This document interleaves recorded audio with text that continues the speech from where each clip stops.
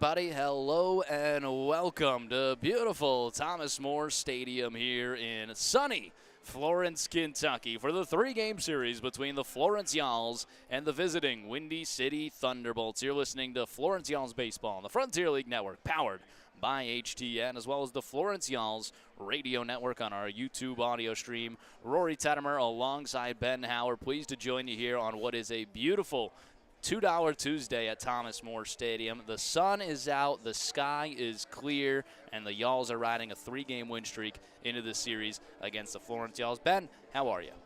I'm doing outstanding. I'm excited for another three-game set. After a day off yesterday, Florence playing their best baseball, I don't think, with beyond a shadow of a doubt at this time. 5 straight at home for Florence. They love playing at Thomas More Stadium, especially that offense. Yeah, no, the offensive numbers here have been great. Pitching numbers have been pretty good, too, here at Thomas More Stadium. You're right, 5 home wins in a row, 3 in total. Florence hoping to keep that going against the Windy City Thunderbolts. The first time facing Windy City on the season. That'll be the first out of 12 in 2026. A team that Florence has known all too well these past few years. Obviously, just a little bit more last year when Florence, the ownership of the Yawls, acquired the Windy City Thunderbolts as well. So a little rivalry matchup here between the Yawls and the Thunderbolts. Florence 12-9, the Thunderbolts 10-11. They got off to a roaring start, the Windy City Thunderbolts. In their last 10, they are 3-7, have slowed down a little bit on the road, 4-5. At home, they're a 500 team. When you're talking to people around the organization, thinking, hey, 500 is probably, where we want to be. And, they can get over a little bit. They're still in the hunt there in the Midwest Conference West Division. What have you seen from the Windy City Thunderbolts just coming in? Yeah, I think a tale of two different halves of the season to this point right now for Windy City. And it's another team. We talk about it a lot to Florence's face. There's some really good talent at the top of this lineup. Michael Sandal's going to be one of those guys that Frontier League fans know pretty well. But once you get to the bottom, it's just missing a little bit of depth. I think that's a really good opportunity for Florence starters this week to, maybe collect some outs towards the bottom of the lineup and breathe a little bit more, as opposed to playing a Schaumburg lineup that was just deep from top to bottom. Yeah, and it's an interesting pitching matchup today as well. Isaac Milburn on the mound against his former ball club for the first time here in 2026. It was a brief stint in Windy City. He pitched phenomenal for the Thunderbolts. They would like to attack him today. I know Isaac would like to attack Windy City today. He's 1-1 entering with 19 innings pitched, a 4.36 ERA, 1.84 WHIP. He's looked a lot better his last 2 times out. Just hasn't really been getting any run support. Through his 4 starts, he's averaging 3.25 runs in support from his offense. If he's able to get that, he's probably got a few more wins under his belt. Right now, 1-1. On the flip side, it's A.J. Campbell, who's 3-0 with a 2.45 ERA across 22 innings pitched. Campbell seems to be the ace of this Windy City roster. What do you think of the pitching matchup today? First and foremost, I think Florence has handled aces pretty well so far this season. We saw it in some of the best pitchers that they have faced. I think with Milburn, a big part of it, obviously the run support's one thing.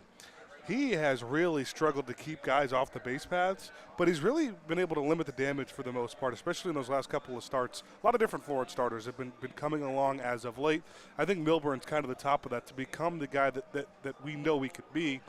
I mean, he was the number 2 guy coming into the year. He got the start of the second game of the season and didn't have his best stuff that first start, but I think once he starts limiting those walks, limiting the base hits, and just get that whip down a little bit more, that ERA is going to come with it. Yeah, that's what it is, right? It's those walks that he's kind of just been able to walk a tightrope with. If you take a look at his last 2 starts, it's 2 hits and 4 hits, but the walk's still kind of high. 6 walks, 4 walks. He's been, pretty even around the strikeout numbers. 5 Ks his last 2 times out. But it certainly is those free bases that he's been surrendering. But all that being said, he does do a good job of keeping those runs from crossing home. His last time out, just a 2-1 loss to the Lake Erie Crushers. His first time facing Windy City in 2026. It's going to be an interesting one. Let's take a look at the lineups for both ball clubs. First, for the away team, Windy City Thunderbolts in the electric blue, also known as Bolt Blue, for Windy City. Leading off the center fielder, as you mentioned, Michael Sandal. He's had a great start, hitting .392. Batting second, the right fielder, Carlos Pena. In the 3 slot, the third baseman, Jared Beebe. Batting cleanup, the first baseman, Darryl Ruiz. Batting fifth, the designated hitter, Victor Cherney. In the 6th slot, the left fielder, Oscar Serratos. Batting 7th, the shortstop, James Dunlap. In the 8th slot, the catcher, Robbie Ayers. And rounding out, the second baseman, Josue Urdaneta. It is a lineup that Florence has seen a decent amount of them. Jared Beebe is one that is new. Carlos Pena is one that I see that new. Both those guys at the top of the order, obviously for good reason, 306 and 323 between the two of them. Not too much pop. 3 home runs is the top of the list there for Windy City. If you take a look on the flip side, you do have Brendan Bobo with 7, but that's a tough comparison. That's one of the tops in the league as well. Let's take a look at the Florence lineup. It's something that you guys have seen plenty of. Leading off, the center fielder Jackson Tucker. Batting second, the second baseman Tyler Schoenfeld. In the 3 slot, the first baseman and captain Hank Zeisler. Batting cleanup, the right fielder Brendan Bobo. In the 5 slot, the designated hitter Zaid Richardson. Batting 6th, the left fielder Marcus Brodell. In the 7 slot, the third baseman Garrett Broussard. Batting 8th, the shortstop Dylan Baker. And rounding out the catcher Zach Beadle. A lot of matchups going into this. Toby Hall against his former club, Zach Beadle against his former club, Garrett Broussard against his former club, and Isaac Milburn against his former club. The 2 on the bench, Brett Blomquist and Kyle Harbison, who would be facing his former club. It's a pretty interesting story here going into this one. It is. Just 2 organizations that have a ton of crossover, really, top to bottom. So I think this is going to be a fun one. 2 teams that early on look like could be candidates for the wild card. It's very early to start looking at that right now, but just looking down the road with the potential that both teams have and also how tough the Florence's division is versus the West division starts to look like it's going to open up maybe a little bit more. So I think these 12 games are really important between these 2 teams, and the familiarity can play in a lot of different factors. Milburn not only playing his own team, also we talk about he's also going to have a pretty big contingent. A lot of tickets sold for Isaac Milburn today. Going to have a lot of people in attendance to watch him pitch. So a lot riding on the line for Isaac Milburn today. And a lot of times it really can just go, 1 of 2 directions.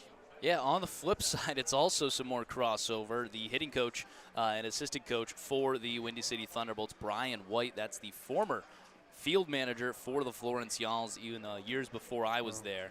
So Brian White returning to Florence. He has a contingency for him as well. I believe 40 in attendance for B. White there. It'll be an interesting one at Thomas More Stadium. The Yalls in the all cream jerseys. We love to see that with the red caps, and the Windy City Thunderbolts in the electric blue with blue caps. Florence will send Isaac Milburn against A.J. Campbell to open up this series.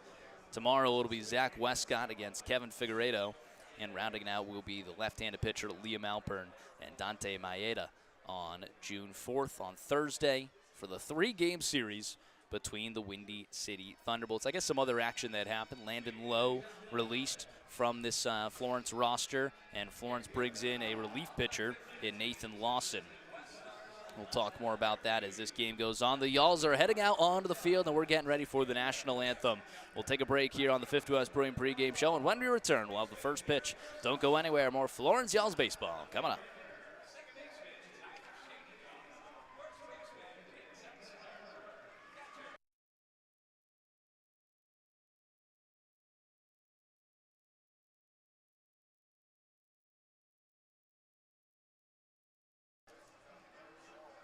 That's our mics.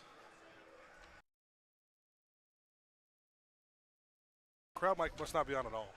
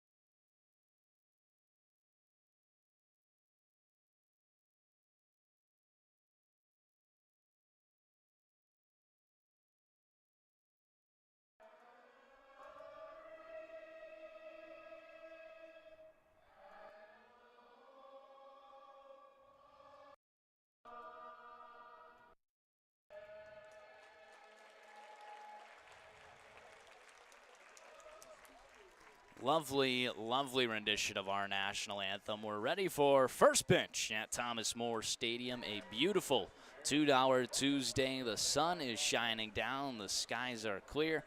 Wind blowing out a little bit towards right field. Again, kind of that left to right field action. But a packed crowd here at Thomas More Stadium. Everyone in attendance for Little Y'allers Night and 2-hour Tuesday.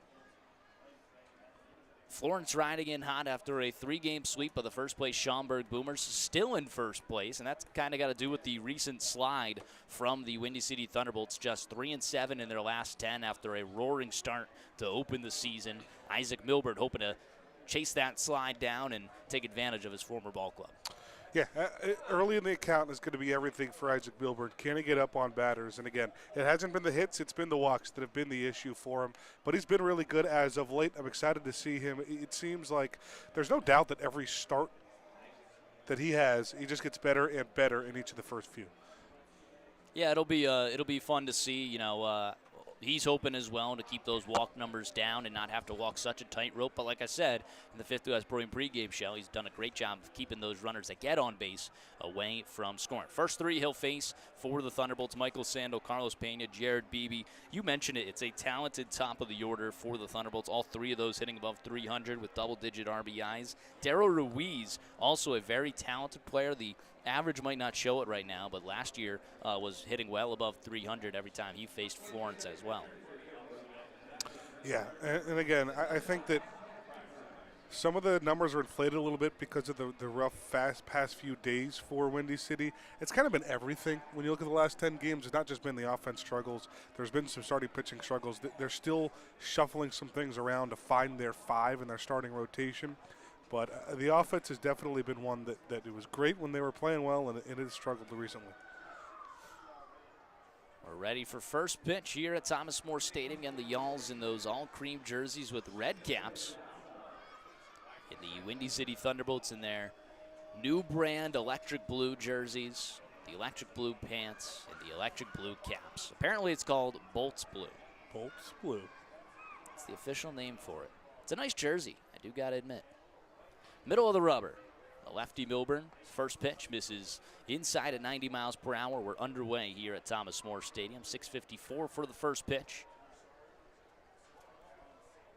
75 degrees and sunny, and wind blowing a little bit out towards right field. Might just be blowing across. Ground ball up the middle. Fielded on the back end from Schoenfeld. Throw on to first is in time. 4-3 put away of Michael Sando, and that's how the Y'alls get started on defense. Talked about it. Milburn gets a pretty consistent 9 K per 9, 1 strikeout per inning-ish for him. So he's definitely got the strikeout stuff, but he is not afraid to pitch contact. Carlos Pena will step into the lefty batter's box. Pena, one of just 2 lefties, him and Ruiz, who awaits in the hole. First pitch in there for a strike, 80 miles per hour on the off speed, 27-47 on the spin rate there, the slider. That's one of his best pitches. Great crowd today. I know you already mentioned it, but man, this is good. Yeah. 0-1, swing and a miss. No, the Tuesday crowds, you have no problem. Everyone likes $2 Tuesday, Thirsty Thursday as well. It's that Wednesday one, where at some point you just figure, hey, maybe I just send $2 Wednesdays as well, just to get people. $1 Wednesday. Yeah. The 0-2 pitch gets a tip of the slider. We'll do it again. Let's take a look at the defense for the Y'alls. Out in left field, Marcus Brodell. In center field, Jackson Tucker. In right field, Brendan Bobo. In the infield, it's Garrett Broussard at the hot corner. Dylan Baker at short. Tyler Schoenfeld at second. And Hank Zeisler, the captain, at first. Zach Beadle doing the catching.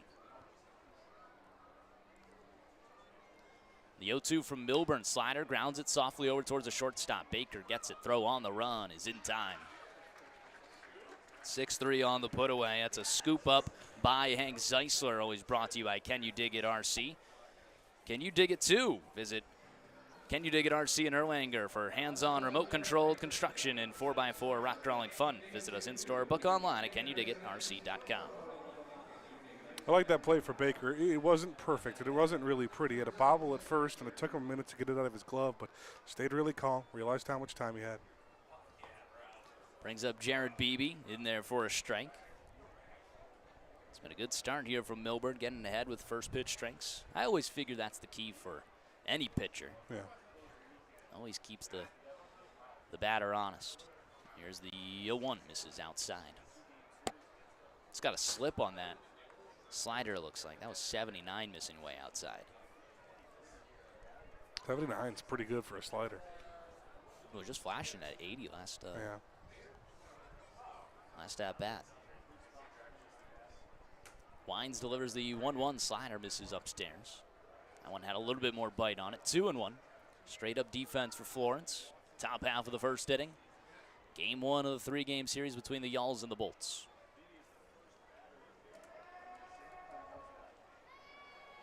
A couple of our good friends here in the press bucket as well. Terry, T-Bird, Bonadonna. And then your old college roommate, is that what it is? Zach Browning, 3-year roommate in Indiana. 2-1. This is downstairs, 3-1 the count. Is Zach going to be staying with you in Mason? He will. Couple of nights. Just tonight and tomorrow night. He will not be here for the Thursday night game 3. Oh, how about that? The 3-1. Hard hit over towards the left side, past the diving Baker and into left field for a base hit. Little line drive single there from Jared Beebe. 2-out runner aboard for the Bolts. That'll bring up Daryl Ruiz. Yeah, awkward contact there for Beebe, but turned on it just quick enough. Even didn't get a good part of the bat at all, but just got it past Baker. Brings up Daryl Ruiz. 2 home runs, 14 RBIs on the season. 238 average. The hulking lefty. First pitch to him. In there for a strike.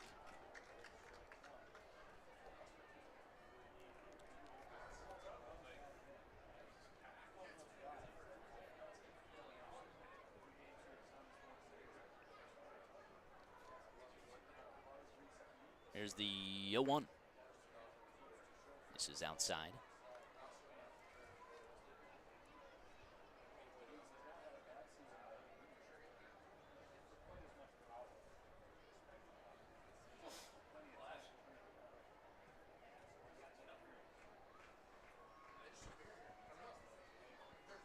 One pitch, slider in there for a strike, bottom of the zone. Yeah, it's going to be his best pitch. When he's got that slider working, especially in on lefties, when it looks like it's, coming inside, no way it's going to find the zone, and just curves back into the inside corner at the last second.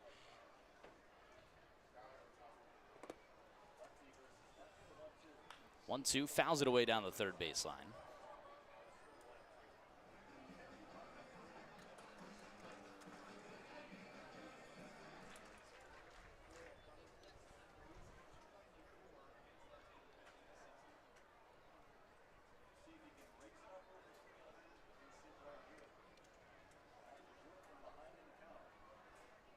From the stretch on the first base side of the rubber, Milburn comes down with the glove of the belt. The 1-2. Called strike 3. Dots up the top of the zone. Milburn gets his first strikeout and an otherwise clean first inning. We head to the bottom half of 1. Let's see what Florence can do on their first crack when we return to the Frontier League Network, powered by HTN.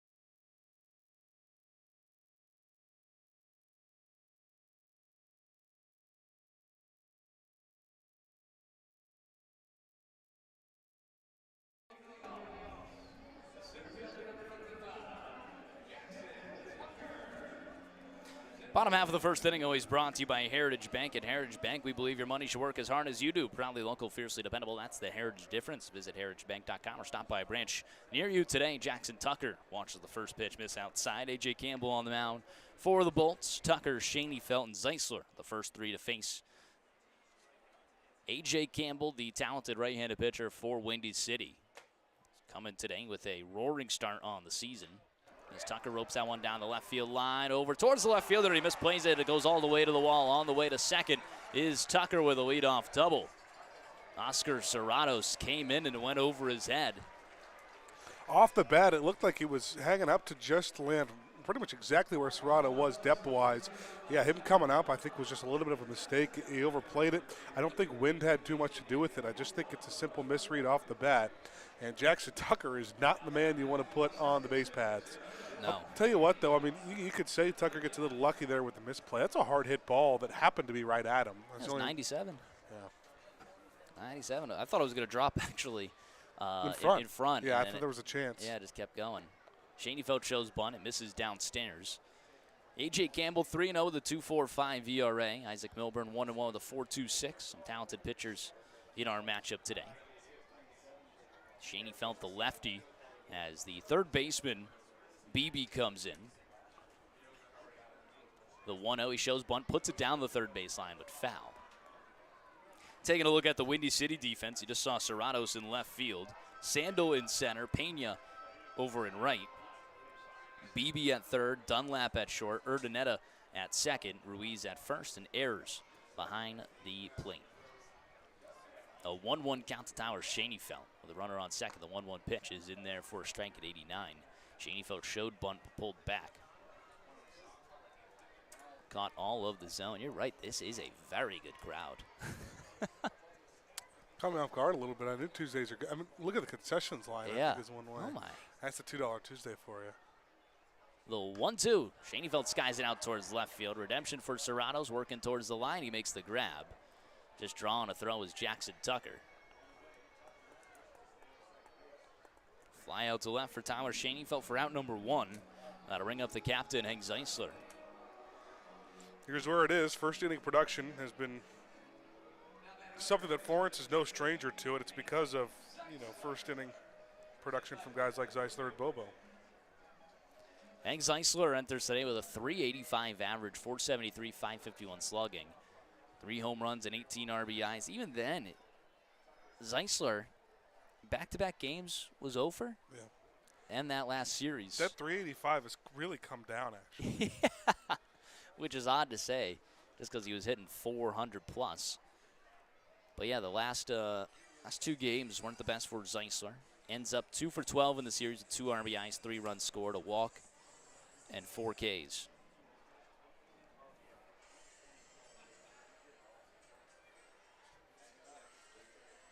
Everyone's allowed to go over. It's the game of baseball. Of course. Runner on second. The 0-1 misses outside. Still incredible numbers on the season for the captain. I know it's also, I guess it's not too early. I mean, once you get through June, you're really talking about the All-Star game. But I was already thinking about some All-Stars for Florence. They have a couple, no doubt. 1-1 misses inside. Bobo, I think, is a no-doubter. I think Zeisler's a no-doubter. I think Jackson Tucker's a no-doubter. Yeah. And then you could even go to the pitching side. McAvoy leads the league in saves. Evan Webster's look incredible. From Zach Westcott as a pitching coach. That one's roped into right field for a base hit. They're going to give Tucker an easy wave around. He'll come in without a throw. An RBI single for the captain. Florence strikes first. It's 1-0. That's all Hank Zeisler's done all year is just a simple approach. Not try to do too much with power. Just ropes one, pulled one down the first base line. And you also got to think it's without that shift from the Schaumburg Boomers. Yeah.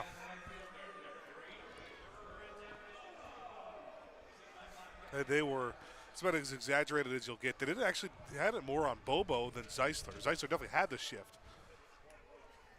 But Bobo was a little more extreme than Zeisler's was against Schaumburg.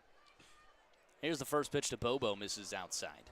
And I think there were multiple instances where it did work for both of those players. Oh, yeah.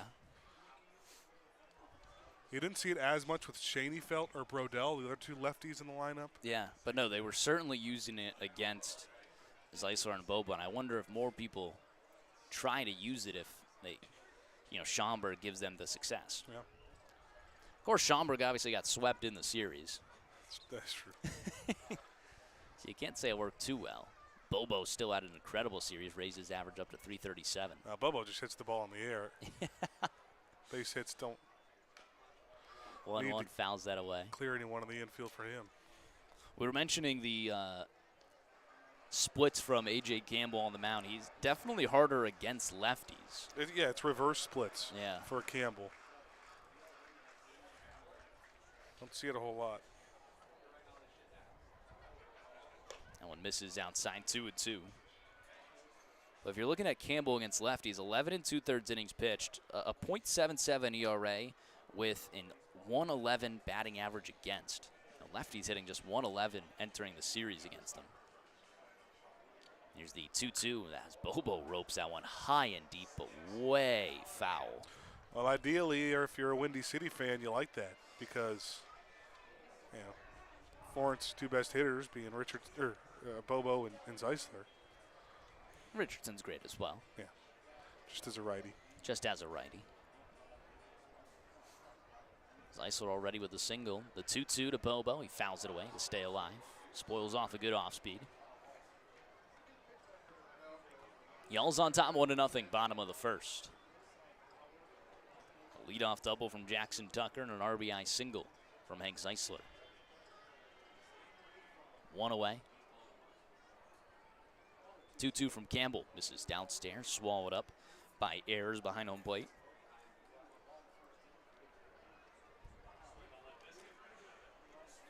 Brendan Bobo, a team-high 7 home runs, 25 RBIs. He's also near the top of the league high in those categories. 7 would be good for 5th. And the RBIs is just one behind Andrew Check in second. Zeisler takes off. That one's fouled straight back. He'll have to retreat to first. Home run numbers this year have been up a little bit to start the season in the Frontier League. There are some crazy numbers. And, it's the ones that, the stadiums make sense. I mean, New Jersey, it's like 250 to right field. Gateway is extremely short to right field. They have 2 in the top 4. Those make sense. Pickoff attempt, nothing going. Even in that case, Florence, a hitter's ballpark. Ball flies here, but no, absurd field dimension. You might think that looking at the stats, but it really isn't. Payoff pitch, ground ball up the middle, fielded by the second baseman. Toss to second one. The relay to first is in time. 4-6-3 inning-ending double play. Florence does get a run on an RBI single from Hank Zeisler. They take a 1-0 lead into the top of the second when we return to the Frontier League Network, powered by HTN.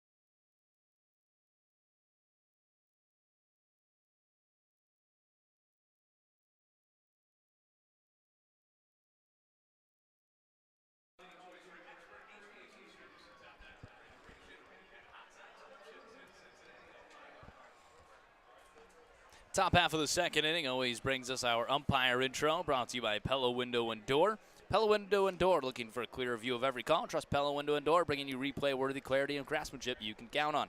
Pella Window and Door, so good, even the ump won't miss a thing. A new crew here for game one of the three-game series. Jacob Waldrop, the crew chief behind home plate. Dalton James down the first baseline, and down the third baseline, Michael Love. Two up for Windy City, Victor Cherney, Oscar Serratos, and James Dunlap. 5, 6, 7 in the Windy City lineup. Isaac Milburn back out to the work. First pitch, a 1-0 count. Missed upstairs. Working middle of the rubber from the windup, the 1-0. Off speed in there for a strike. How many times in this really successful home stretch here for Florence, these past few home stands, have we seen an early lead like this? You know, not just second inning, sometimes the third inning, but Florence has certainly moved their run differential around, which is great to see. That one's in there for a strike. Still trailing actually in first inning runs scored 10-8. They're -2 in that category. In the second, they're -2 as well, 19-17. But in the third, they're +18. Sure, innings 4, 5, 6, they're -100. Yeah. Those are the ones that I'm calling. They're -1, -3, and +5. +5, okay. We just started calling the sixth. And then in the seventh, they're +23. 1-2, that one's punched out towards right field. In comes Bobo, but it drops in front of him for a base hit. Leadoff single for Victor Cherney. And the leadoff runner aboard. Brings up Oscar Serratos. I have the Alls as +19 in their run differential. I believe iScore has us as +17. Which is interesting. Yeah. 137 to 120. I have 137. Not 120, though. iScore is currently not as trustworthy. I'm not going to trust it as much as I trust Diana Rossini. That's what I would say about iScore. Her debacle finally came to an end with A.J. Brown being traded to the Patriots. That's how it comes to an end? She was the one that leaked all the stuff about A.J. Brown early on. As an Eagles fan, I wasn't happy with her. Eagles fan who spent a lot of time in Boston growing up. Yep. 2-0. Swing and a miss. Massachusetts, I should say. Not all of Massachusetts is Boston. That's my mistake. There's a lot of good pieces of Massachusetts. Yeah, some great ones. You're a big fan of Cape Cod. Best summer of my life. Best summer of your life in Cape Cod. Before this one, hopefully. Before this one, you're absolutely right. 2-1 in there for a strike, 2-2. Best summer of your life. What was that Cape Cod team? Falmouth Commodores. What was that record, though? Okay, 40-game season. It was 13, 26, and 1, I believe. 1. You guys tie? We did tie. That one misses outside. Fog cancellation after 5. Really? Yep. Is that common? Oh, it happens all the time. You see more fog delays than rain delays out in Cape Cod. I haven't really been to the fog part of the Cape, I guess. I think You it's guys the haven't time of noticed year, it. too. No. Yeah. Payoff. That one's roped into left field for a base hit. It's going to send all the way to the corner. On the way to third is Victor Cherney. It comes in from Marcus Brodell. Not in time. Runners second and third. Nobody out. Well, here it is. Isaac Milburn's got his work cut out for him. He's done pretty well getting out of these situations, but a couple of good pieces from Cherney and Serratos. Now you get that bottom of the third that we said, has had its struggles. James Dunlap, the shortstop.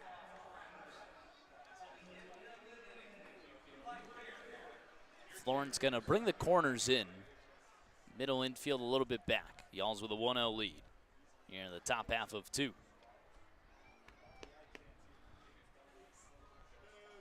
First pitch. Misses inside. 89 miles per hour there. Still a windy day, we got papers flying around here. We've each lost one. Only difference Yeah. is I've retrieved mine. Yeah, I don't know where mine went. Here's the 1-0. Skies it high and foul out of play. That'll be a souvenir for a lucky fan.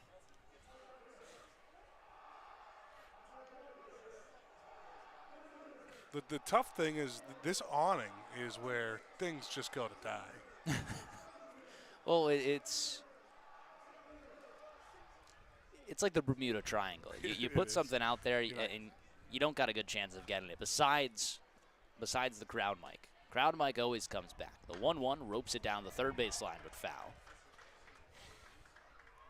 Yeah, that thing disconnects one time or you're done. Oh, it's happened actually. Seriously. I believe it has. You know what? I stand corrected. The windscreen has come off though while pulling it in. Oh, Yeah, and That's tough. that's been a brutal one. And then I used the wire to lasso it. that worked? Yep, 1-2. Off speed, cold, strike 3, punches him out on the curve. Nice job there from Isaac Milburn. Runner second and third, he gets his second strikeout of the day. That's also the beer batter strikeout of the game. Always brought to you by Party Source, your one-stop destination for all things celebration. Visit them today at 95 Riviera Drive, Bellevue, Kentucky. It's huge for Milburn. It's a good time for a strikeout. Brings up Robbie Ayers, the catcher. First pitch in there for a strike. Back pick over to second. It's a dangerous one, and it doesn't pay off for Florence. Ends up in center field. A run comes home to score. Throw on to third is not in time. Just a tough idea there. Yeah, I mean, I get it from Beetle. I think with the runner on third, I just don't know. And we've rarely seen Beetle make those sorts of mistakes this season. That'll be an E2 on Zach Beadle.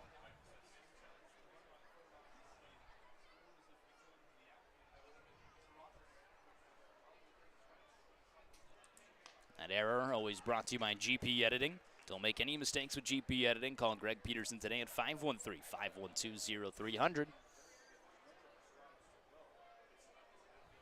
0-2 the count.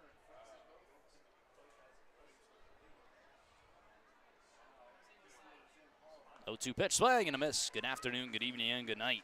Back-to-back Ks from Milburn. He does have an opportunity to make that run unearned. Really good pitch, but that is where it gets a little frustrating. Is second and third, nobody out. You get the Houdini man in Milburn to get the 2 strikeouts as the first 2 outs. That should keep the runner put at third, but a defensive miscue brings that run in anyway.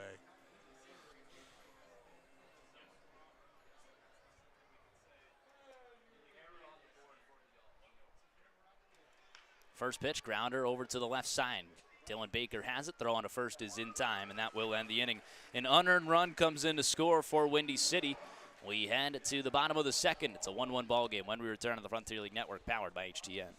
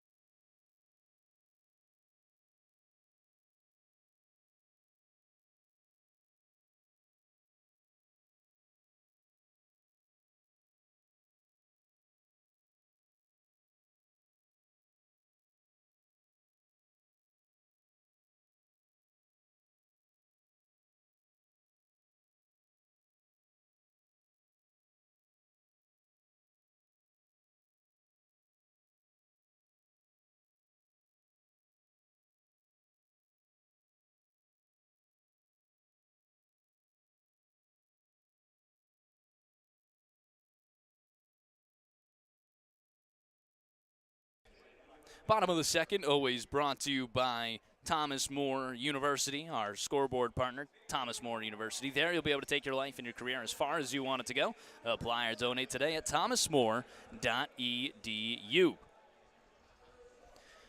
It's 1-1 on our Thomas More scoreboard. Florence back up to the plate. Bottom half of two, Zade Richardson, Marcus Brodell, and Garrett Broussard will lead things off for the Y'alls. First pitch, a slider missing upstairs. A.J. Campbell back out to work, allowed 2 hits, a double and an RBI single from Hank Zeisler. Stranded him over at first, an inning-ending double play. Off-speed misses away. 77 there from Campbell. The right-hander in his first season with Windy City. 2-0 grounder over towards the second baseman, fielding on 2 hops. Throw on to first is in time. 4-3 put away from Zade Richardson. Brings up Marcus Brodell. Yeah, now you're going to start to see a little bit of what Campbell's all about. Just so good at inducing weak contact and ground balls. Already seen 2. A big one on a double play from Bobo to end the first. He's been very good this season. Hasn't gone below 5 innings yet in 2026. First pitch to Brodell, fouls it away. Last time out, 6 innings pitched, 4 hits, 1 run, 1 walk, and 3 Ks against Joliet. Against a similar opponent, it was Windy City, where the only time he didn't earn a decision. 5 innings pitched, 4 hits, or against Evansville, I'm sorry. 5 innings pitched, 4 hits, 2 runs, 3 walks, and 3 Ks. That one misses outside, a 1-1 count. From Barton College, you familiar? I am not. He's actually a switch hitter at the plate. How about that? I did see that today when I was looking. The 1-1. Brodell fouls it away down the first base line. See a lot of pitchers as switch hitters. He was acquired in a trade with the Milwaukee Milkmen of the American Association. Always one of my favorite indie ball names.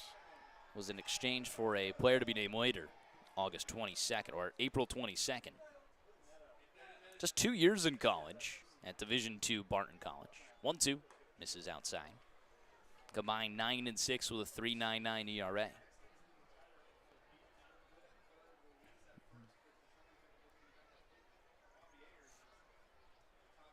Two count to the lefty Brodell.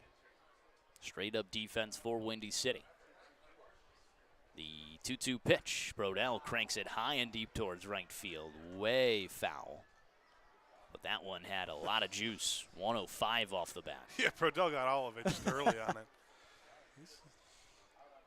Both of his homers this year have been no doubters. Here at Thomas More Stadium. Yeah. 2-2. Grounds it softly over towards the third baseman. 2 hops, fields it. Throw, can't get it out of the glove. An infield single for Marcus Brodell. That'll be the 3rd hit for Florence. Again, another ground ball induced. Just Brodell got a pretty good piece. Slow roller, high hopper. Yeah, high hopper. Yeah. Brings up Garrett Broussard facing his former club.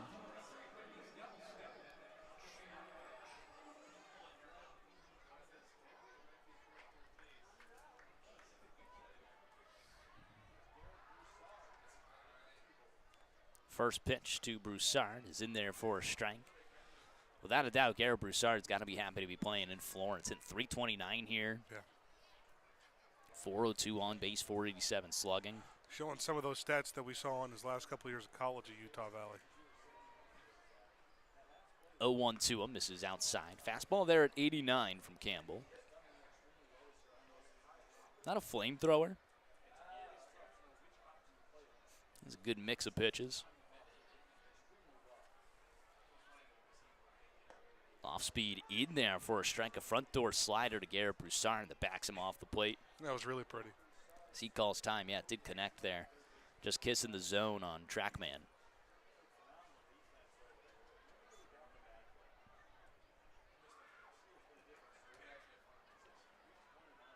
Here's the 1-2, swing and a miss out in front of the off speed. First K of the day for A.J. Campbell. Not really a strikeout guy. His season high was 6. That was back at his opening day start. Went 1-3-3 in his next 4. Brings up Dylan Baker, hitting 277 entering today. Pickoff attempt, nothing going. Yeah, again, very much a ground ball pitcher.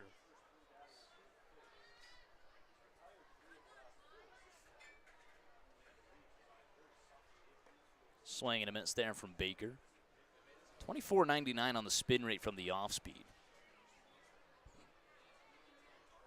Tell you what, we're already close to Tettemer trivia coming up next inning. You said you had a good one today. I'm ready for it. I tell you what, I put in a bunch of good ones. That one's skying out towards right field. In comes Pena. He makes the grab to end the inning. Florence gets a single from Brodell, but strands him over at first. We head to the top of third.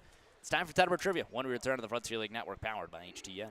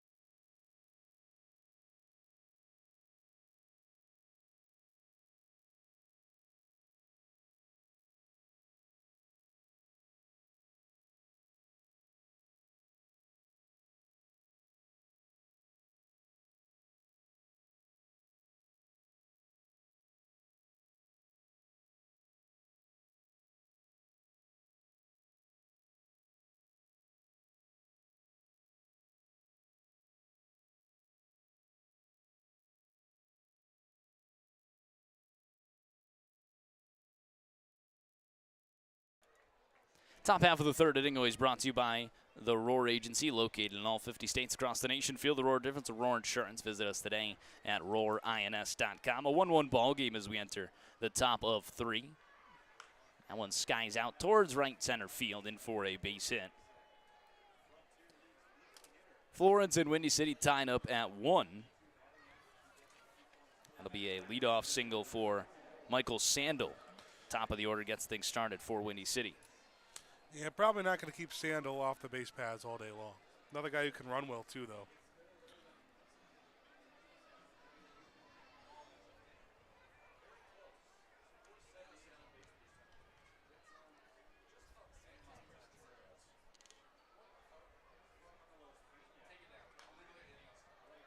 That one's fouled away. Our Tettemer trivia question of the day, always brought to you by the Roar Agency, located in all 50 states across the nation. Feel the Roar difference, Roar Insurance. Question of the day is of relevance.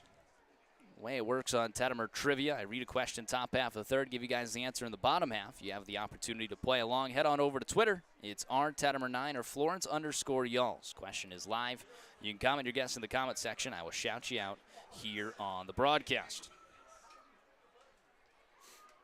Again, I say of relevancy because we recently had a player who did this. Question of the day. After Garrett Broussard's 6-hit ball game, I want to know who was the most recent player in Major League Baseball with a 6-hit game in 9 innings. My hint, it happened in 2025. 6-hit game in 9 innings. It wasn't extra innings play. There's a line drive down the third base line, a fair ball caroms off the corner. On the way to third is Michael Sando, trying for the hustle. Double is in there.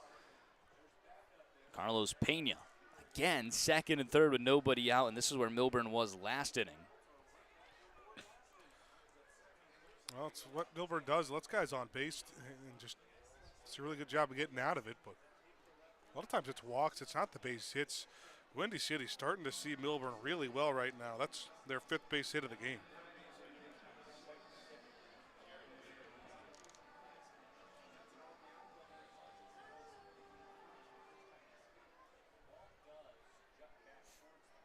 Brings up Jared Beebe. He singled his last time up. Little bloop into left field. Grounds that one. Diving play from Baker. Throw on to first is in time. A run does come in to score on the RBI ground out, but a heck of a play from Dylan Baker. That is really good play by Dylan Baker. And I loved how quickly he noticed that he probably wasn't going to have a throw over at second base. Pena, or I guess it was second and third, so not an outplay situation, but still the time to get up and throw to first.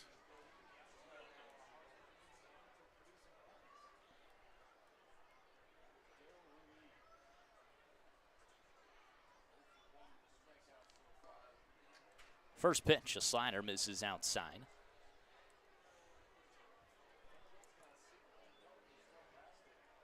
So 6 hits in 2025? 6 hits in 2025. Well, this is one that I simply just don't remember, so it's going to be an absolute guess. Huh.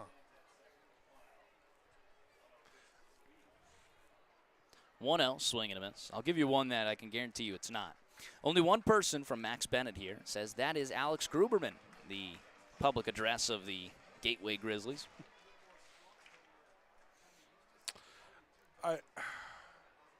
It's going to be someone random, isn't it? It's going to be an all-star. I don't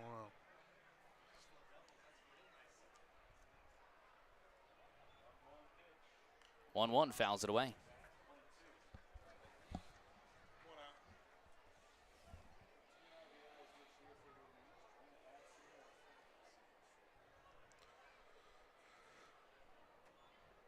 It's a 1-2 count. Runner on second and one away. Windy City with a 2-1 lead over Florence. That one will be earned against Milburn. The 1-2 slider pops it third base side, foul territory. Broussard heading towards the netting. He runs out of room.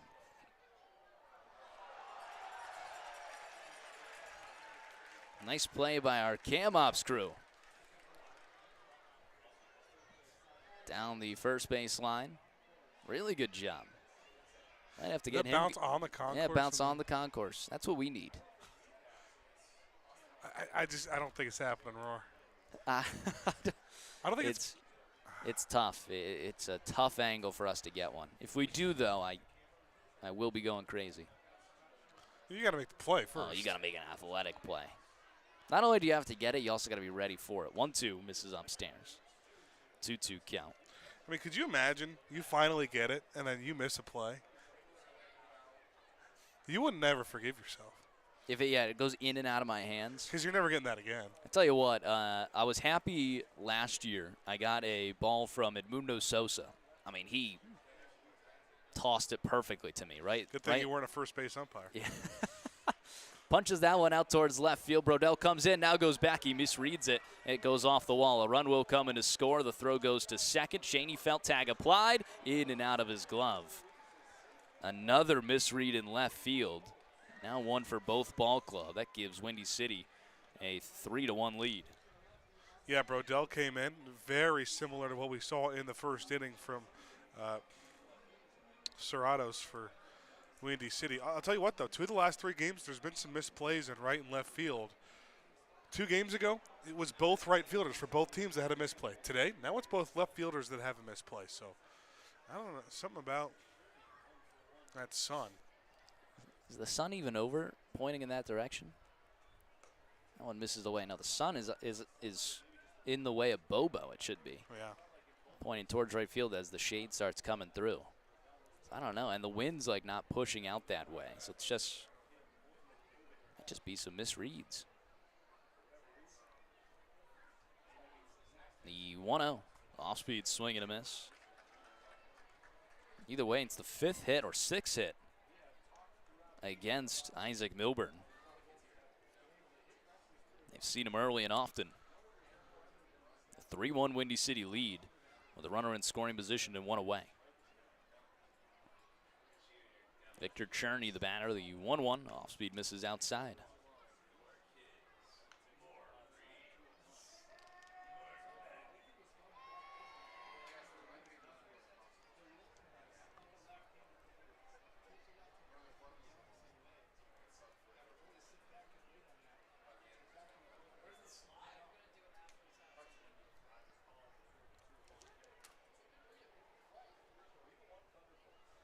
Pick off at them, nothing going.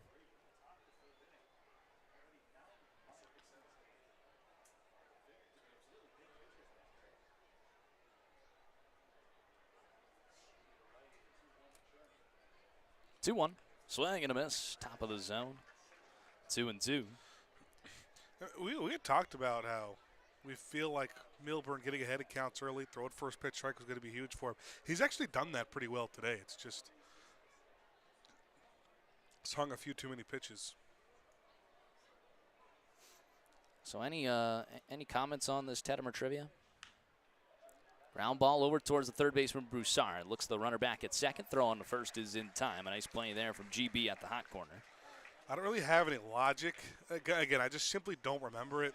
And this is one that could just be anyone. Like it definitely has to be someone good, like above average, I think. 6 hits in a game, but it doesn't have to be an all-star.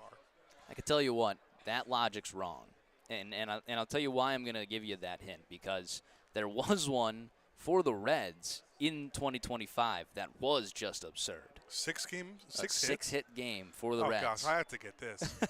But that's not the answer. Right. It was not the most recent. But in 2025, someone from the Reds had 6 hits. Was it a Santiago Espinal 6-hit game? No.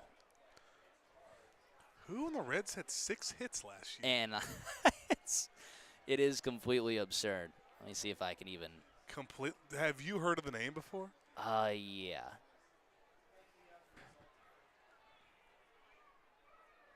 Man, this is going to kill me more than the other. Is it TJ Friedel? No.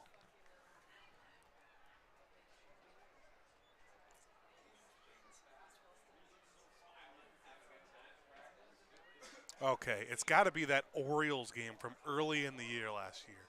Oh, man, we had a couple guys went off in that game. Who is that? One's in there for a strike. Dang catcher. Austin Wins, was that him? Yes, that's who it was. Austin Wins. 6-hit game at Baltimore. I do remember that. That was like the second week of the season. And the Reds scored 20-some runs. See, I could have gone to that one, and no one would have got it. 2-1, ground ball up the middle, fielded by Schoenfeld. He bobbles it a little. Throw comes to first from Baker, but it's not in time.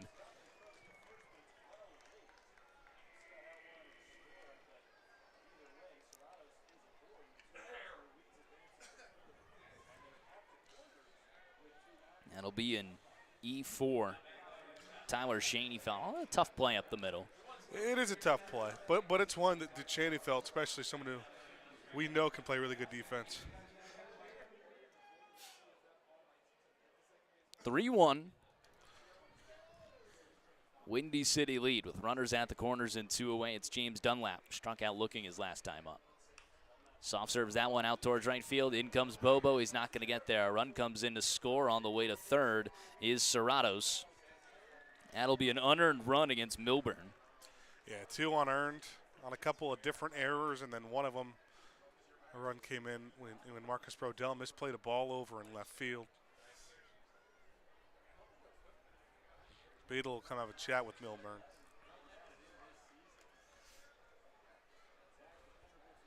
4-1, Windy City lead. Florence usually very good at limiting the bigger innings. Let's see if Beadle can stay away from it here.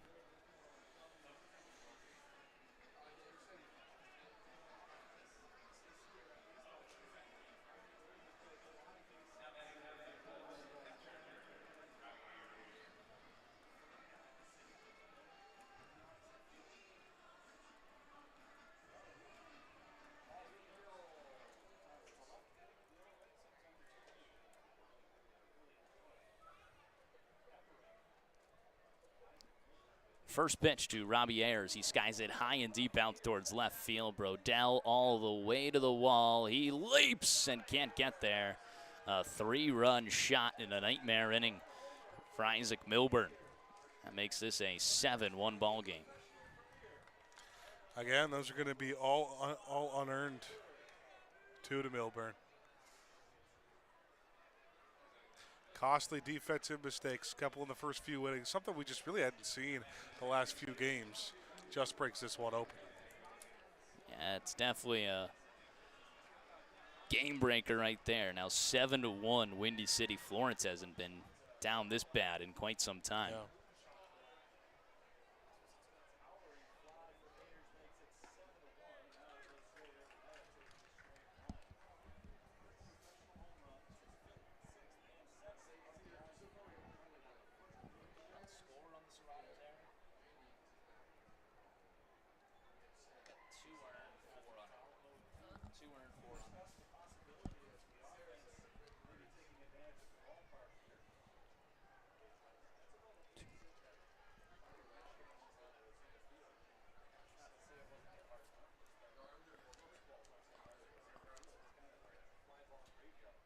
The 0-2, hard hit down the third base line. It's another hit into the corner. On the way to second is Josue Urdaneta, and he's in with a 2-out double. A lot of doubles in the inning. That's the third for Windy City as they've now hit around in the third. Yeah, they're just putting really good contact here on Isaac Milburn. It's back-to-back balls just killed. The RBI single was a little bit of a bloop after the error. It was starting to look like, Milburn could get out of it. But man, this inning score should be 3-1 going into the bottom of the third here.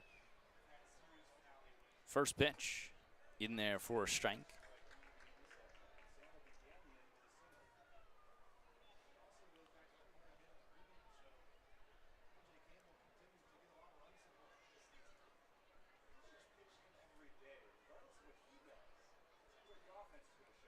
Oh, 1 skies it high. Shallow right field. It's the second baseman, Schoenfeld, going at it, making the call, and he makes the grab. To end the inning, 6 runs come across as Windy City takes a 7-1 lead. Florence heads to the bottom of the third. Get your guesses in for Tettemer Trivia when we return on the Frontier League Network, powered by HTN.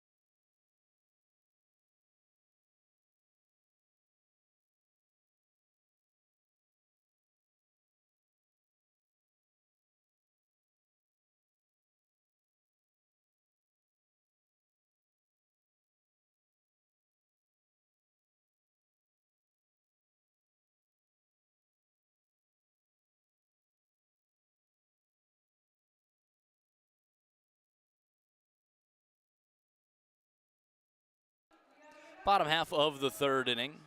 Florence trailing Windy City 7-1 with some work to do here in the series opener of a 3-game series. The Alls will get to their 9th batter at the plate, Zach Beadle, followed by the top Jackson Tucker and Tyler Schoenfeld. A.J. Campbell returning to the mound. He's allowed 3 hits. 9 hits already for the Thunderbolts. Well, for someone who is already just a strike thrower, this is going to be the point where Campbell most likely just continues attacking the zone. Florence will have some pitches to swing at. Yeah. That one's in there for a strike there. Definitely going to be playing from behind here, something that they have not done in a good amount of time, especially at this capacity. The 1-1 fouls it away.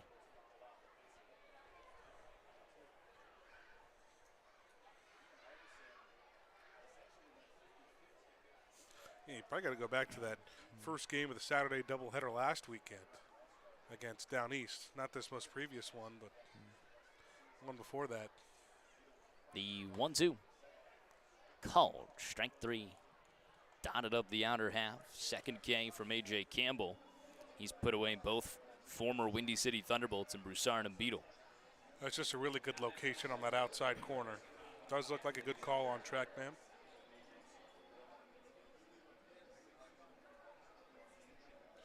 All right, the trivia question.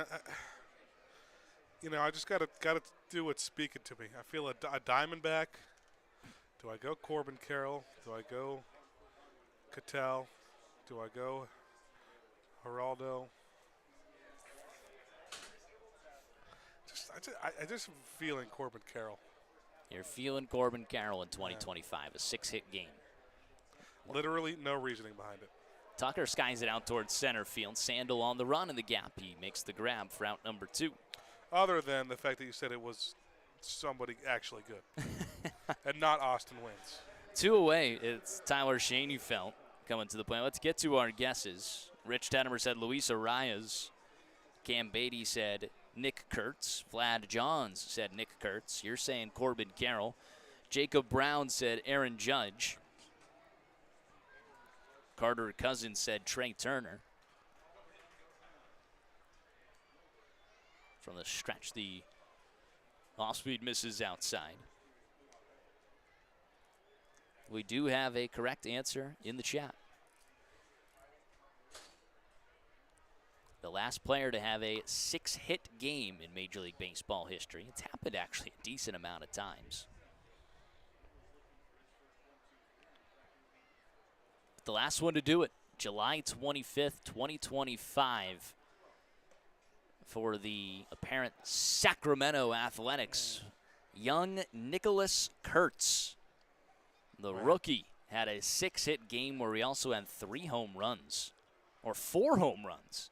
A 6-hit game with 4 home runs. How do I not remember that? It was, I remember someone like posting the score sheet from that game, and it was just incredible. It's probably the game that won him Rookie of the Year. I mean, just to have a statement like that certainly opened some eyes.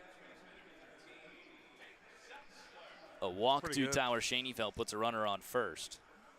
Brings up the captain, Hank Zeisler, an RBI single his last time up. There's been a decent amount. But 41 to do it in the American League. And then 66 to do it in the National League. So there must be a 7 then, right? And those are all in 9-inning games. And then the 7th is the record. A little meeting on the mound now. A bunch of people did it in, extra inning games. Rafael Devers in 2019 would have been the last in the American League. Some of these include teams that, I've never even heard of. Ryan Braun did it in 2019. The Providence Grays. That's my favorite team. That was back in 1879.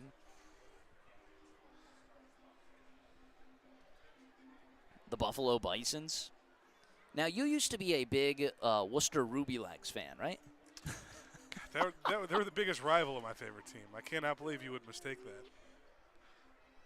Chicago White Stockings. The Buffalo Bisons are the current AAA of Toronto.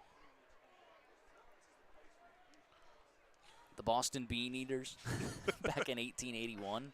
1-0, ropes it down the right field line. It's going to drop in for a base hit going all the way to the corner. Schoenfeld motoring around second. They're going to give him a wave around third. Zeisler is kicking into second. And did it go up and over? Where? No, it did not go up and over. Or maybe it went under.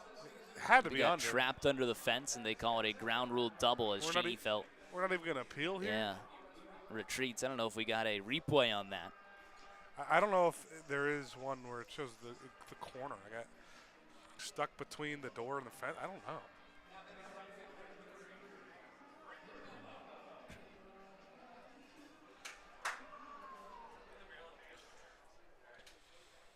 Zeisler keeps hitting, though. Brendan Bobo, the big-time opportunity here. So Kurtz was correct. First pitch in there for a strike. Runner second and third and 2 away. Cam Beatty was the first to get it in. But we do have Vlad Johnsbaugh right over here who did get it correct as well. In the press bucket. I got to figure it out here soon. I was on a 3-game winning streak. Now I'm on a 3-game losing streak. 0-1 misses outside. Still hitting 300.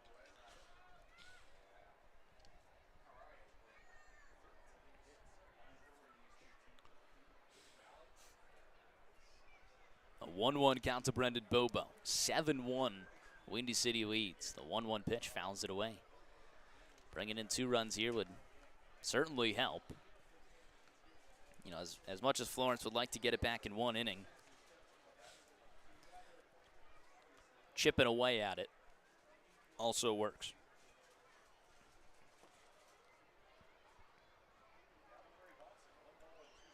Here's the 1-2. Bobo fouls it away to stay alive.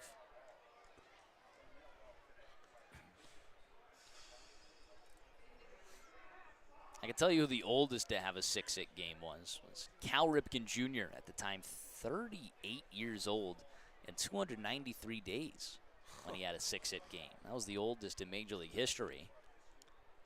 The 1-2, swing and a miss. Bobo down on strikes, and Florence surrenders a good opportunity, leaving 2 in scoring position. We head to the top of the 4th. The Y'alls trailing 7-1. When we return, it's Ben Hauer on the mic. Don't go anywhere. More Florence Y'alls baseball coming up.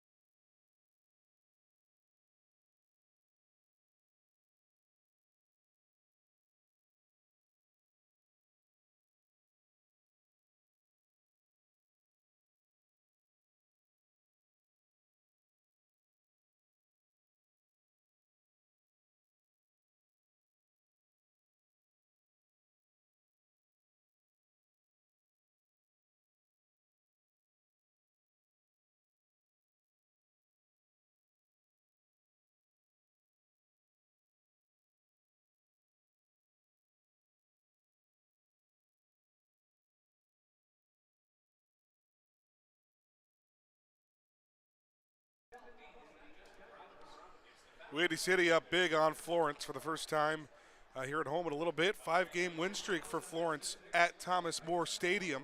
First time they're facing the Thunderbolts. Bolts will go 2, 3, 4, already the 3rd time through the order in just the top of the 4th inning. It's Isaac Bilburn out for his 4th inning of work. Carlos Pena makes his way to the batter's box. 1 for 2 with a double and a ground out to short.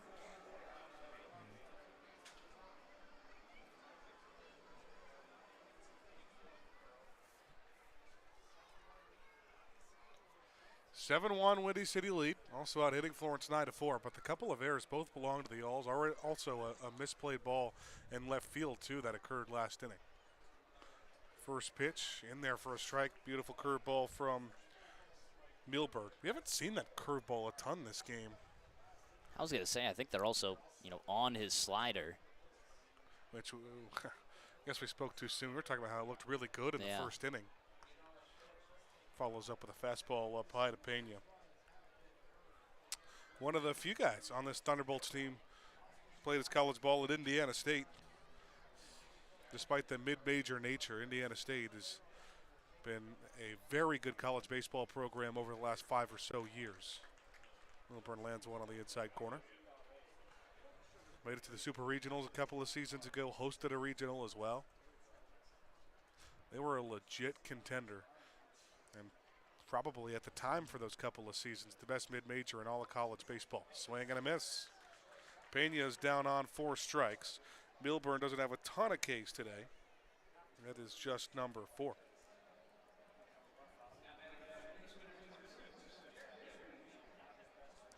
It's number 4. The first 3 came the first time through the order. The second time through, Windy City just really tagged him.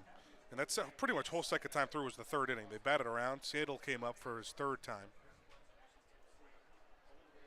Now the 3-hitter Jared Beebe. Slider again, just misses way too far off the plate. A single and then an RBI ground out. That was when Dylan Baker made a spectacular dive and stop over at short.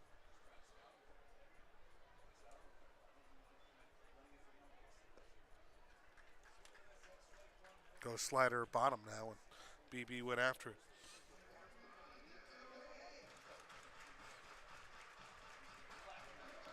Now Milburn got off to a really good start. We talked about it. He likes keeping the ball down to the zone. A couple of ground outs of the first 2 outs that he got of this game. 1-1 pitch. Just got a piece. BB stays alive with the count. And also love to see how, even if, gets hit a little bit more, how long he can stay in the game. Give some rest to the bullpen. Of course, an off day yesterday. Windy City, though, on a couple of off days. They did not play Sunday either, as well as their normal Monday off day. 1-2 slider, low.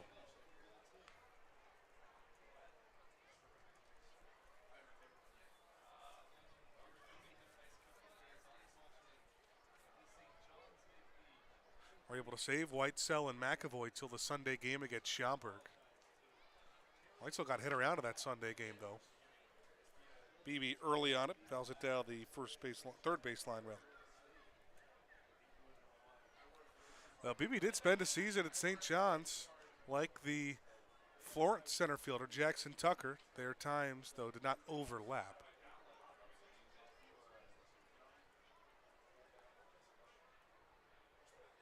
Milburn winds and fires the 2-2. Another foul ball by Beebe.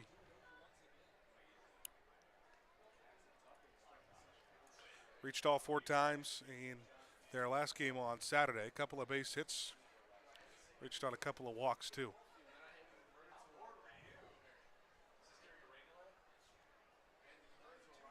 Another 2-2, buried in the dirt. Pena stays alive.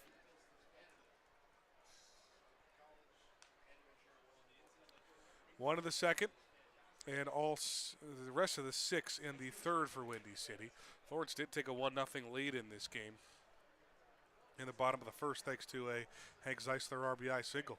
Payoff pitch coming with 1 out. Ball 4 on a slider just off the plate.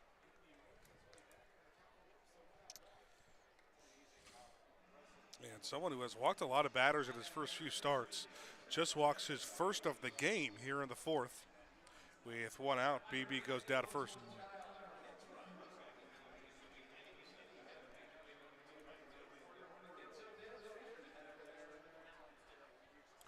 One on, 1 out for Darryl Ruiz. The big power hitting cleanup first baseman. Takes the first pitch, hits it into center. Tucker initially went back. He'll sprint in and have enough time to make the play. Aggressive step towards first base as BB jogs back. Second out there on the fly out to center.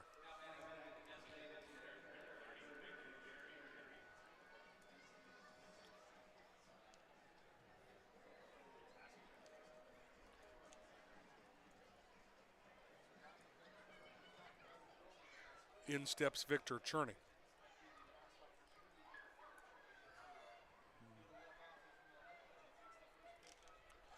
There's that changeup. Uses it on the first pitch again here. Can't quite get it to the plate. Cherney 2 for 2. Single back in the second that started the second inning. He was the one that ended up scoring on an error on a bad throw from Zach Beadle on a back pick to second base.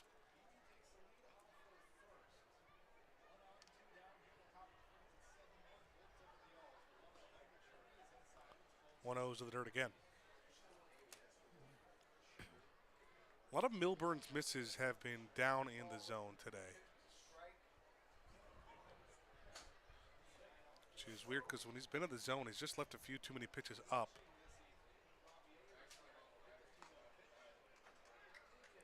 Lines the zone on a slider. Forgot to see where the pitch was on the 3-run homer, but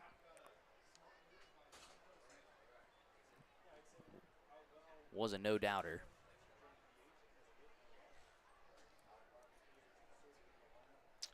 This is the Windy City catcher, Robbie Ayers.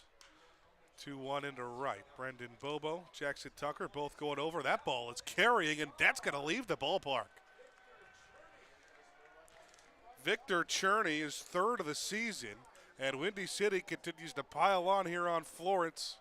Milburn gives up his second homer of the game. It is now 9-1 Thunderbolts.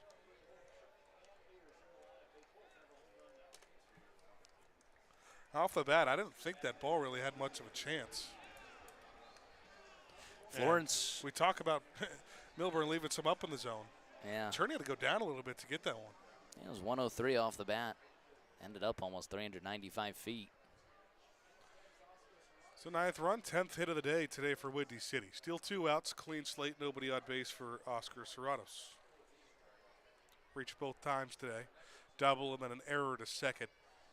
That error to second is a big reason 4 runs ended up scoring in that inning.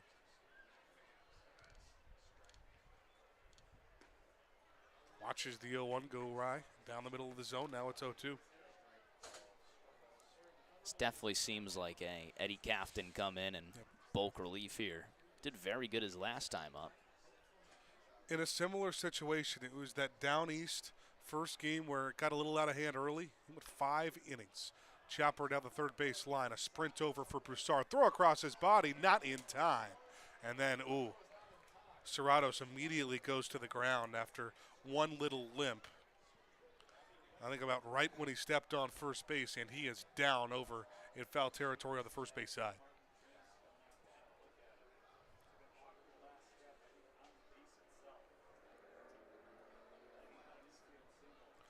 So an infield single with him on the ground, not only the injury to him. Toby Hall's going to come out to talk to Isaac Milburn. There is a righty, looks like, warming up in the Florence bullpen. Well, those numbers for Florence are especially hard to read in the cream jerseys. It's just a red outline on the numbers, so the number, or the color of the number, isn't different. Got anything in the binoculars?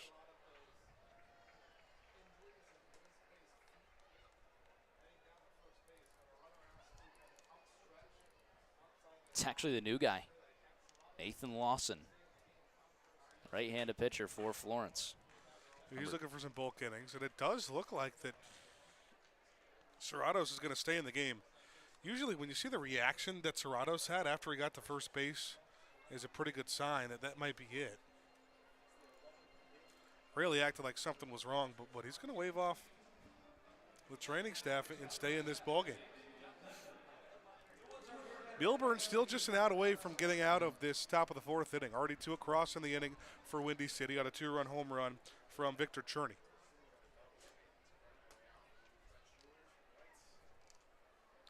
But now runner on first base. Not much of a lead over there by Serratos.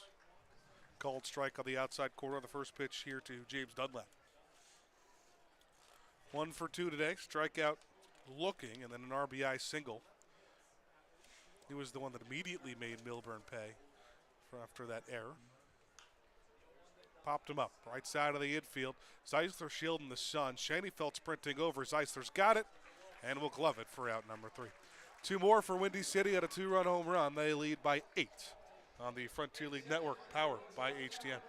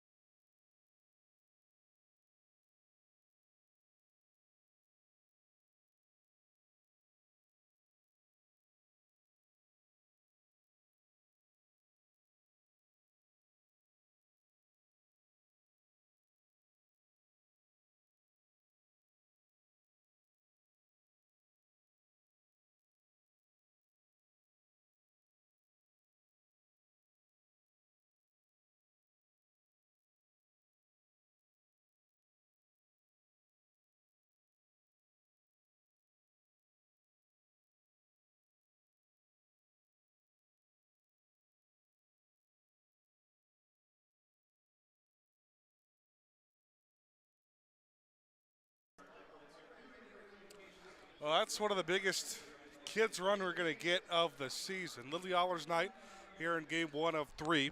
A 3-game series between the Yalls and Thunderbolts. It's the last of the 6-game homestand. These 3 games are after the 3 home games against Schauberg. Short road trip over to Washington before your last chance to see Florence here at home for a long time next week at a Tuesday through Thursday against New Jersey. 12-game road trip after that. Florence trailing by a lot in this one. It's 9-1 Windy City. 5-6-7 for the Yalls. Richardson, Brodell, and Broussard.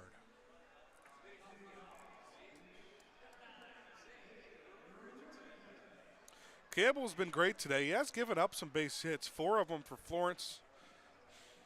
One of them a couple of doubles, one from Tucker and one from Hank Zeisler, but he's limited the damage. Richardson 0 for 1 in his only plate appearance with a ground out to second.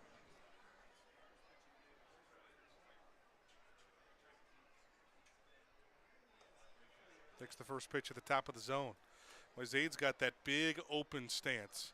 You've seen him tweak his stance a little bit from the beginning of the season, but he's really hit throughout. Not much of a cold streak at any point yet for him. Fouls one off the end of the bat. Still sporting that 300 batting average. Hit his 3rd home run on just a no-doubt bomb over the left field wall in Florence's last game against Schaumburg on Sunday. And that is something new for Richardson. I think he was more open when he was in affiliated ball. Rounder to the left side. Dunlap picks it up right off the ground. He'll throw on the run for the first out. That looked reminiscent of me last night in softball. Yeah. I heard, I don't know, I'm not going to believe the things you guys said about your offense in softball because I was not there. I'll need some documentation to believe it. It said 72 runs in 3 You don't games. believe that? I have a tough time believing it. Oh, man, Ben. We won 21-1 in game 1. They literally had to create what was called a 3-inning mercy just to end the game. 3-inning mercy. And then it was like 25-something in game 2. And in game 3, we put up 26. Or maybe it was flip sides, 26, then 25. Did you guys bat around in every inning you played yesterday? I don't even think every inning.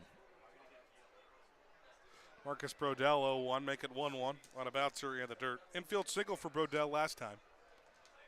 I had 8s inside the Parkers and a single lefty. How do you have 8 inside the Parkers? Well, the field is 345 at the shortest point. You're right. Swing and a miss for Brodell.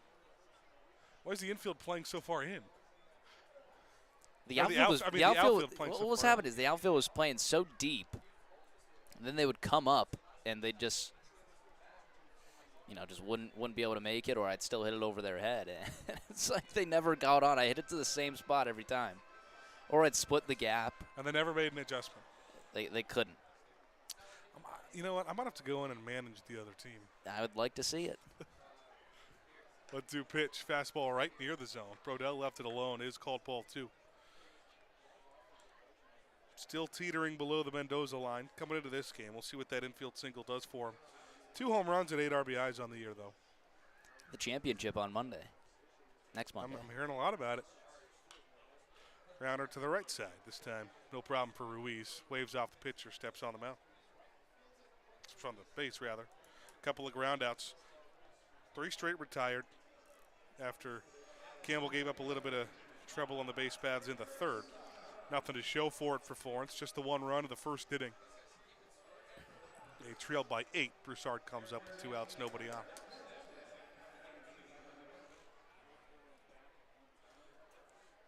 Who makes the decisions for your team? Is it you? It is me.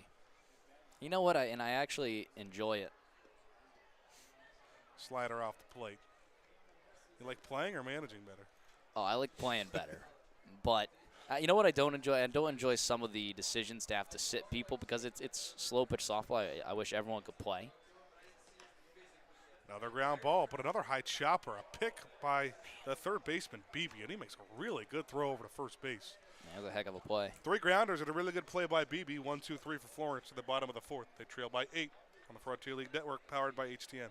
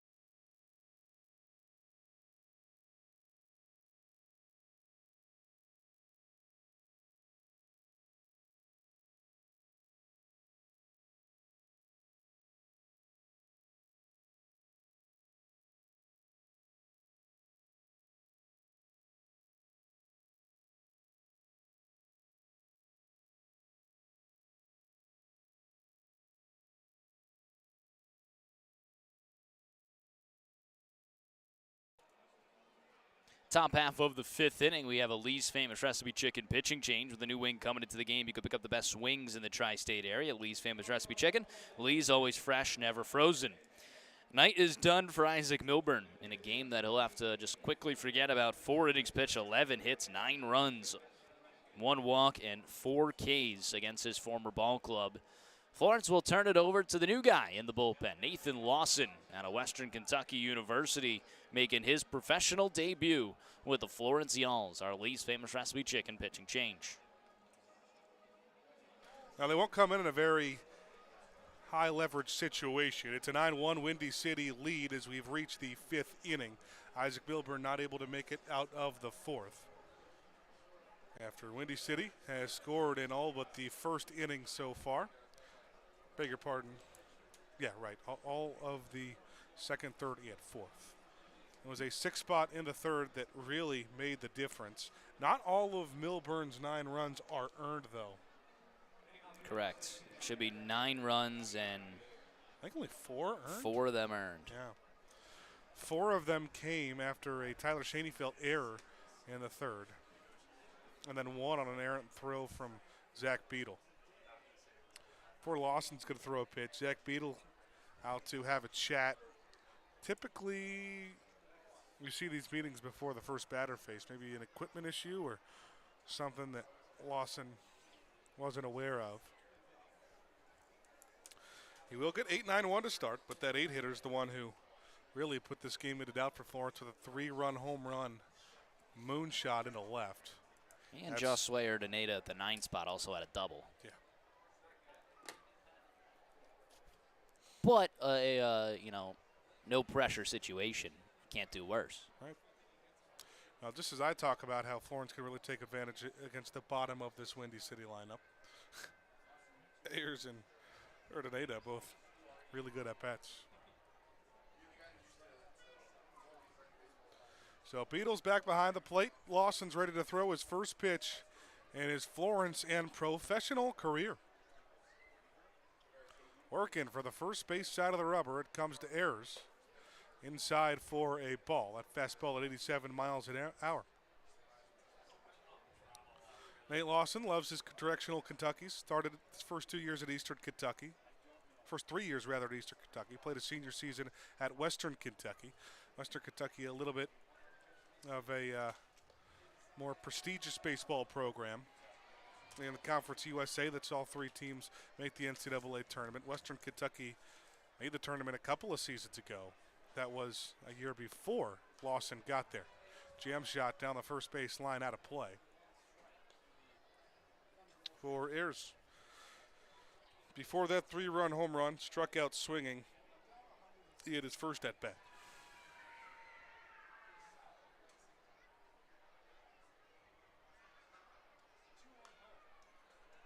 Another foul back. Counts even at 2-2. Robbie Ayers, teammates in college with Florence's Brendan Bobo at Loyola Marymount University. Bobo's senior season was, I believe, the sophomore season at LMU for Ayers. 2-2 pitch, high and to right. That one keeps going. Bobo's looking up, and he will retire his college teammate for Lawson's first out of his professional career. That's pretty cool. Josue Urdaneta.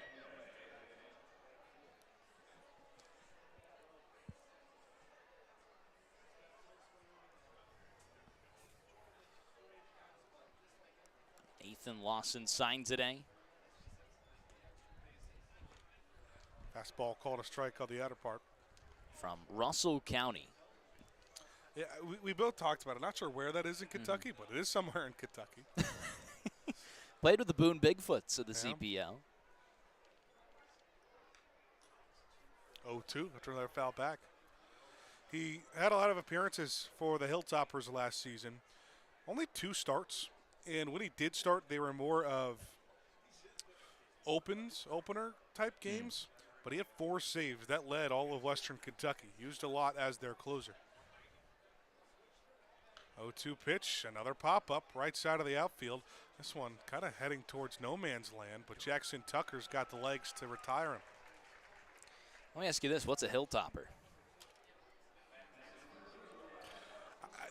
It's literally the top of a hill. Have you seen their mascot? No. Look up Big Red, Western Kentucky, Big Red. Their mascot is literally a hill with eyes and a mouth. This is a hill? Why is it red? I think so. Look at this. This is with our friend Grimace. Grimace was here last year. Back to the top of the lineup for the first time for Lawson. Michael Sandel, first pitch in their first strike. Gotta love Big Red. It's either, I think, it's probably someone who lives at the top of a hill is more like it, I would think. Check swing, no appeal. But following the 1927-28 season, featured jerseys which exhibited the Hilltopper namesake. The Hilltopper name is derived from the massive 232-foot hill which the campus sits upon. Now, to me, 232 feet doesn't seem that high. Oh, slip there from Lawson. We've seen this has been a point of contention these last few games. Would you say 232 feet is massive? I mean, it's less than. Yeah, that's huge. For a hill, I guess. For a hill? It's not a mountain. For like one campus to sit on top of it. I've been there. There's some pretty cool views. This one's hit deep into center. Jackson Tucker has got a beat on it, and he'll make the play for out number 3. Well, you can be the judge. Look up Western Kentucky University and see some of the views and get back to us. Halfway home, Florence trailing by 8. 9-1 on the Frontier League Network, powered by HTN.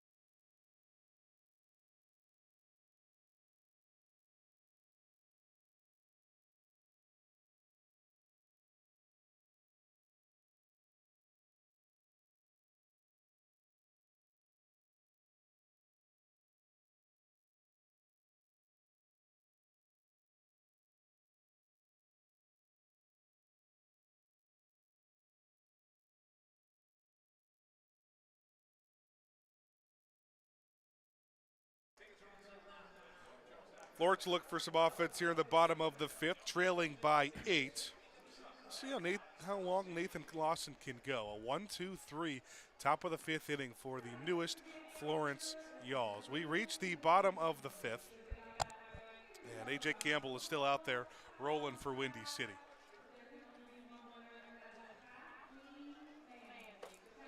Florence wearing those cream uniforms today. Windy City in the electric blue, bolt blue. Have you got a jersey yet? I haven't. I'm still debating which one's the first one. You know, I think it's going to be the cream. I like the cream too, and I'm going to have to get one. But I actually heard today, apparently we don't like wearing them on Sundays because they're a little thicker than the blue or white jerseys. Okay.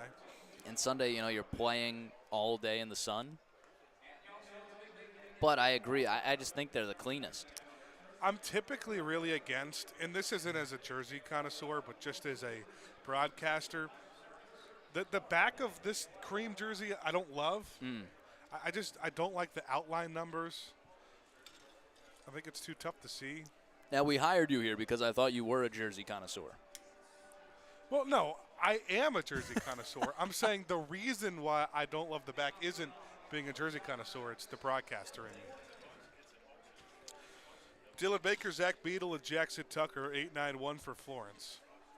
If score stays like this, could be one of those games where you see some pinch hitters, but only two options for Florence. One of those will be a catcher. Probably won't see Harbison, so maybe you'll see Brett Blomquist at some point today.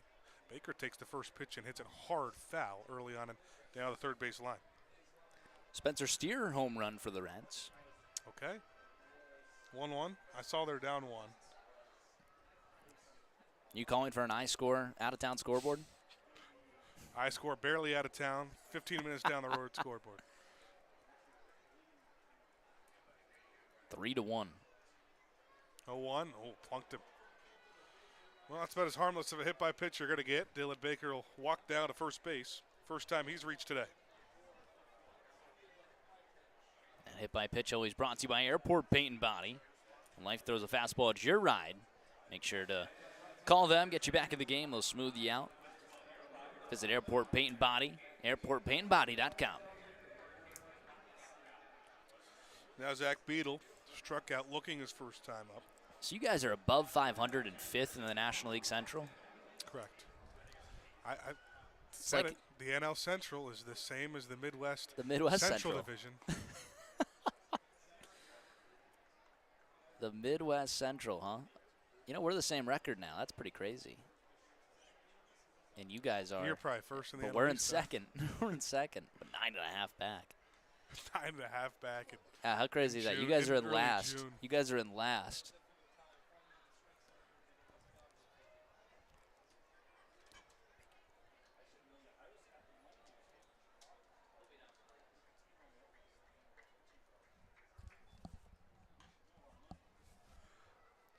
Punch foul there for Beadle. First strike at a 2-1 count. So we're 9.5 in second, and you guys are 7 in 5th. Yeah. That's just because we're chasing the Braves, who are 23-10 on the road.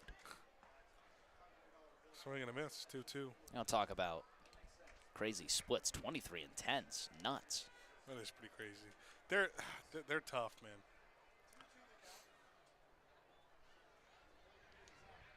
Just need someone to beat the Dodgers. The Phillies have never lost a postseason series to the Braves. Rounder, awkward hop off the hill. Flip to second in time to first in time. 6-4-3 double play. Zach Beadle down for the second time today. They also get Baker off the paths. I'm trying to think if that's crazy or not. Oh, it's pretty crazy. I always get. You always have to take a step back and think that, like, for 85% to 90% of MLB's existence, maybe more like 80%, playoffs were literally just 4 teams. That's true. But they've met, recently in, some very good Braves teams. I guess. Now nobody on the base paths with 2 outs for Tucker. Swings at the first pitch, fouls it off. On the Reds. Second most recent playoff series was against the Braves, and they did not score a run. Man. When was that? It was the 2020 extended playoffs. Oh. Were you guys a division winner then? No, we're a wild card. Who won the division? Brew Crew? The Cubs. That was the year the Cubs won the division, and then lost to the Marlins in the wild card round. Sandy Alcantara. That was a fun one to watch. It was. Yeah. 1-1 Tucker off the end of the bat. Over to third base. BB's got it for out number 3. 1, 2, 3, top of the fifth. 1, 2, 3, bottom of the fifth. Go to the sixth. Still a 9-1 lead for Windy City. Frontier League Network powered by HTN.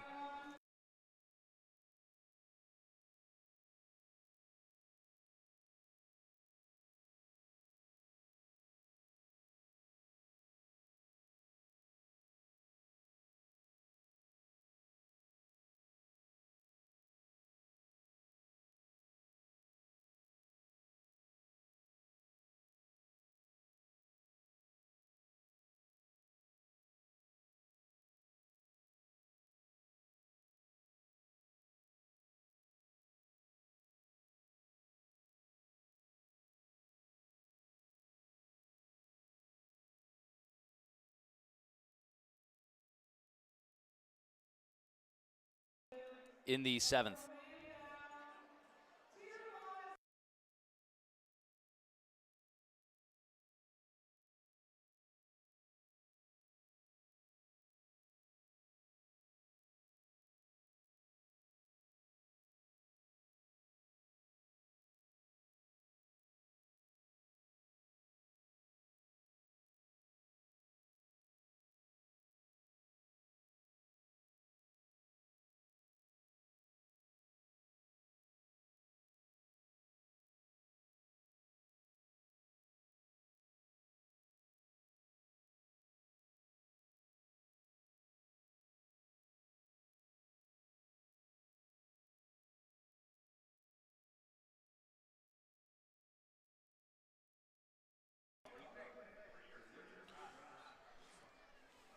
Professional debut for Nathan Lawson. Will go out for his second inning of work. How about your first pro inning? A 1, 2, 3, top of the fifth. 3 flyouts. 2 of them pretty high, easy plays, too, against the 8-9-1 parts of the Windy City lineup. Florence trailing by 8. 9-1 here in the top of the sixth. 2, 3, 4. Now the tough part for Lawson. Pena, Beebe, and Daryl Ruiz. It's Carlos Pena to start things off.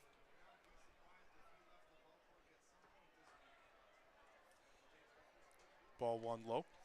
Pena 1 for 3, a double, ground out, and a strikeout. One of the few 300 hitters on this Windy City team. Just the top 3 in the lineup are hitting 300. Goes after a pitch down low. It's down, or even at 1-1.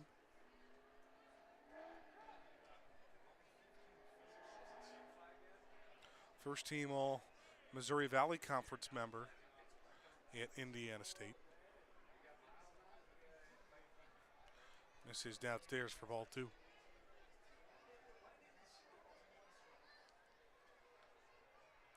Crowd has really stayed for the most part. One of the better crowds we've seen this season. Just the second $2 Tuesday of the year. The first one was opening day. 2-1 fastball up and away. Well, sixth inning, how about we do a little This Date in Baseball History, brought to you by Furniture Fair. Style, comfort, value, that's the Furniture Fair promise. Visit your local showroom or shop online at FurnitureFair.net. 5-pitch walk to start the top of the sixth. Pena on down to first. All right, here we go. Pretty prominent one. 1935 on this date, June 2nd. Babe Ruth announces his retirement as a player at age 40. What's the context of retiring on June 2nd? I guess I don't know what the baseball's calendar was like in 1935, but got to imagine that'd be in the middle of the year. So did he retire mid-season? I think he went to a managerial role at that point, though. Yeah. I think he was a player coach. Announces as a player at age 40. So you think he stayed on as a I know he was a player coach at one point, and then he might have just, been the manager after that. 2-1 pitch low.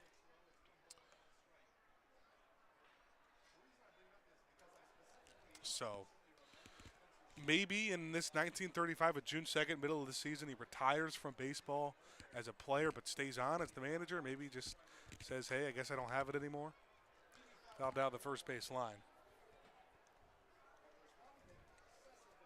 Declining physical skills, deteriorating health, and a bitter fallout with the Boston Braves management. Quit abruptly after team owner refused to give him the promised opportunity to manage the team. Swing and a miss. And there is the first professional strikeout for Nathan Lawson. Gets Jared Beebe, Windy City's best hitter, on a nasty breaking pitch in the dirt. So Ruth had left the Yankees earlier in that year under the agreement that he would serve as vice president, assistant manager, and eventually take over as manager for the Boston Braves. Instead, he was utilized mostly as a gate attraction. Runner takes off for second base. A good throw. They got him. Oh, Zach Beadle. Boy, Dylan Baker had to make a little acrobatic play there to make sure he catches that and just has enough time to tag out Carlos Pena and try to swipe second. 2 down here in the top of the 6th.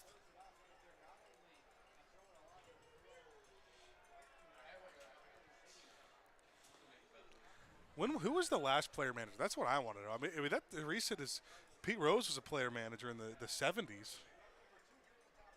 Did you ever see the Babe Ruth movie with John Goodman? I think so. I've actually seen clips of it. It seems pretty good. John Goodman, like that, he's just made to play Babe Ruth, isn't he? Yeah. 2 outs, nobody on base. Daryl Ruiz watches a breaking ball. And Fred outside Flintstone. For a ball. Made to Yeah, play he's Fred good, Flintstone. Fred Flintstone. Pete Rose was the last player manager. 1984 to 1986. Such a funny concept. Grounder off the glove of Lawson. This is going to be tough for Shady Felt. Backhand, throw to first, and scooped at first for out number 3. A bare hand play for Shady Felt off the glove of Lawson. And another 1-2-3 inning here for Lawson. Unconventional, but 6 up, 6 down. We go to the bottom of the 6th. We'll have more of this day in baseball history on the Frontier League Network, powered by HTN.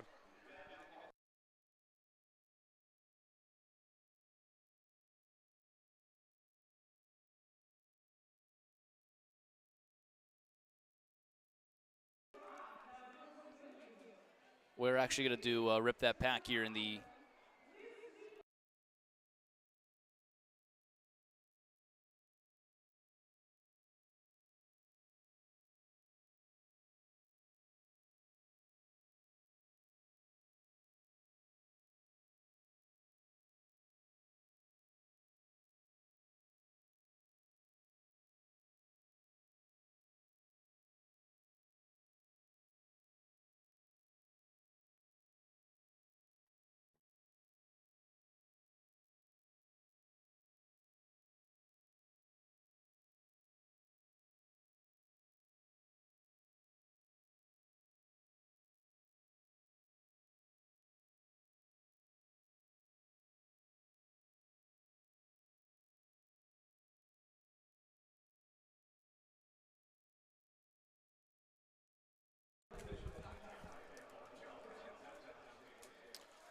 Bottom of the 6th, Thomas More Stadium, $2 Tuesday. Another beautiful night for baseball.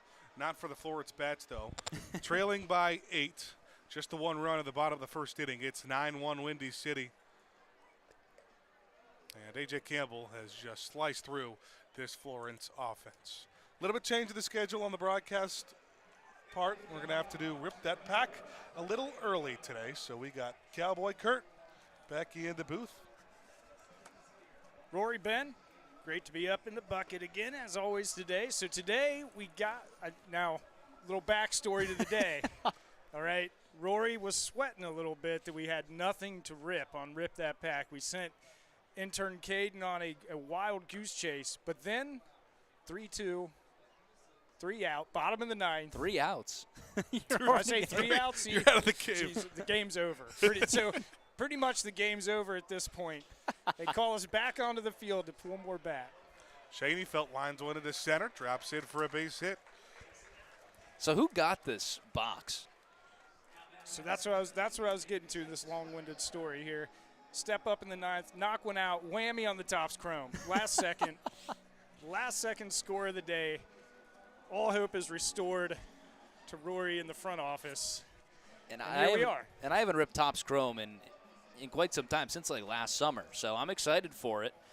Before we were going to do some championship collection, and I was not looking forward to it at all. Here's Zeisler runner on first and nobody up. I got to say, the way my day's gone, that would have just been I might have just walked out of Thomas More Stadium. I think, 20 base cards in a pack, and that just would have been a tough one to face. Called strike, top of the zone. So we're ripping some Topps Chrome, and now 4 cards in these packs. Cards. 4 cards. You got to remember it's only 4. Yeah, it's tough sledding on the Topps Chrome. You really got to hit something good right away. A lot of sepias, a lot of ray waves. So in general, you're a Bowman guy over Topps, right? I am a Bowman guy, and now some cards you'll get 5, and that's just the way it kind of goes. But yeah, no, I'm a Bowman guy over Topps. Shadyfeld takes off for second. Ball just on the outside part, and Shadyfeld down. That is the first time that Shadyfeld's been caught trying to steal second base this season. One off the board here for Campbell in the 6th. Looks like you got something fun in there. Yeah. Well, starting off with the Yoshinobu Yamamoto Topps Chrome. That's always a good start, especially from the year he had. Then we do get, it's just an insert. It's all etch Chris Sale. It's a pretty cool insert, though. All etch Chris Sale. It's pretty colorful and blue. You can put that up on the broadcast. Zeisler still at the plate in 2-1 count. That was 3-1 actually.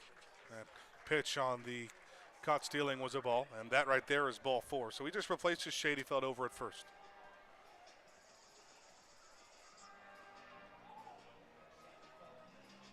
Or not.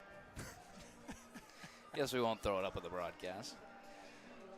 This is the Ray Wave, Luis Garcia Jr. And then the final 2 cards, Pedro Leon and a sepia of Manny Machado. So got to beat an all-etch Chris Sale there. I got 3 inserts technically in that pack.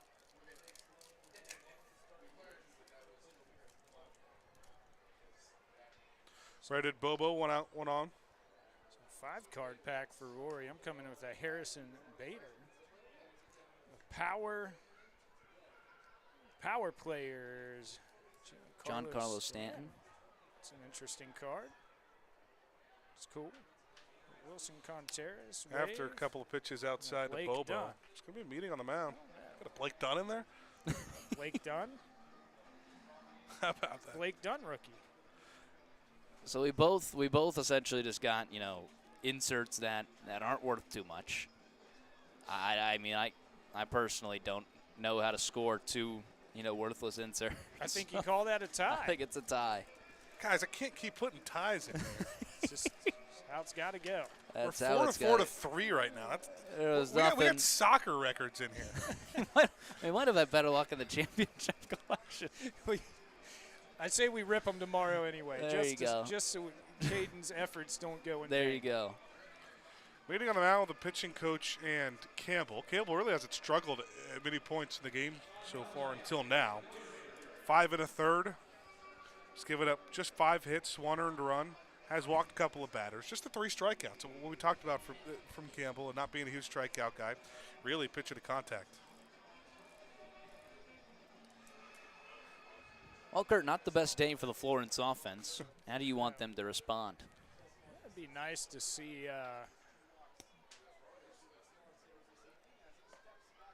take these guys down here quickly, and then there we go. Y'alls do not have much time to catch up here. This thing about baseball, there's no time. We don't have many innings, many outs left. Score 8. You called Bobo in the 7th, yeah? I did. I think I called Bobo in the 6th. You did not. Either way, you'd be happy. Either way, yeah. He's got a 3-1 count, and he rips one down the right field line, and just hanging up in time for Pena to make a play over his head. He has to jump a little bit, too. Zeisler back to first base. That is loud and hard of an out as you're going to get for Brendan Bobo. Just enough to pull me off my chair there, Ben. I gave it a little lean. That was 105 off the bat. An absolute rip from Bobo. Just unfortunate there for the Florence right fielder. Zade Richardson, the last hope in the inning to get something for Florence. And he's going to take the first pitch and hit it in the shallow right. That'll drop in for a base hit. Hard turnaround second. And Zeisler quickly hurries back to the bag. In there in time. Station to station. Richardson's got his first hit of the day. Boy, he just keeps hitting for Florence. Yeah, no, he's been a great player for the Y'alls. Entered today hitting .312. It's really good to see because it extends the lineup a little bit. You have a fearsome 3-4-5 in Zeisler, Bobo, Richardson. You know, so I haven't gotten to see much of the game. I've been running around so much at the stadium today, but the way our offense has been performing, I really expected to see more on the board today from the Y'alls. A.J. Campbell is, one of the better pitchers Florence will face. He's the Windy City ace. It's also just weird, how baseball goes. The other team gets a lot of runs early. Your approach changes a little bit. Windy City got 6 of their 9 runs in the third inning. Here's Marcus Brodell. This one's going to get away. A little close, but Ayers couldn't pick it up quick enough to have it a throw at second or third. So Zeisler over to third base, Richardson at second, 2 in scoring position with 2 outs for Brodell. Florence hasn't had this good a chance since the third inning when Brendan Bobo went down swinging with runners on second and third. That was their chance to respond, get 2 or 3, and at least keep them in the game.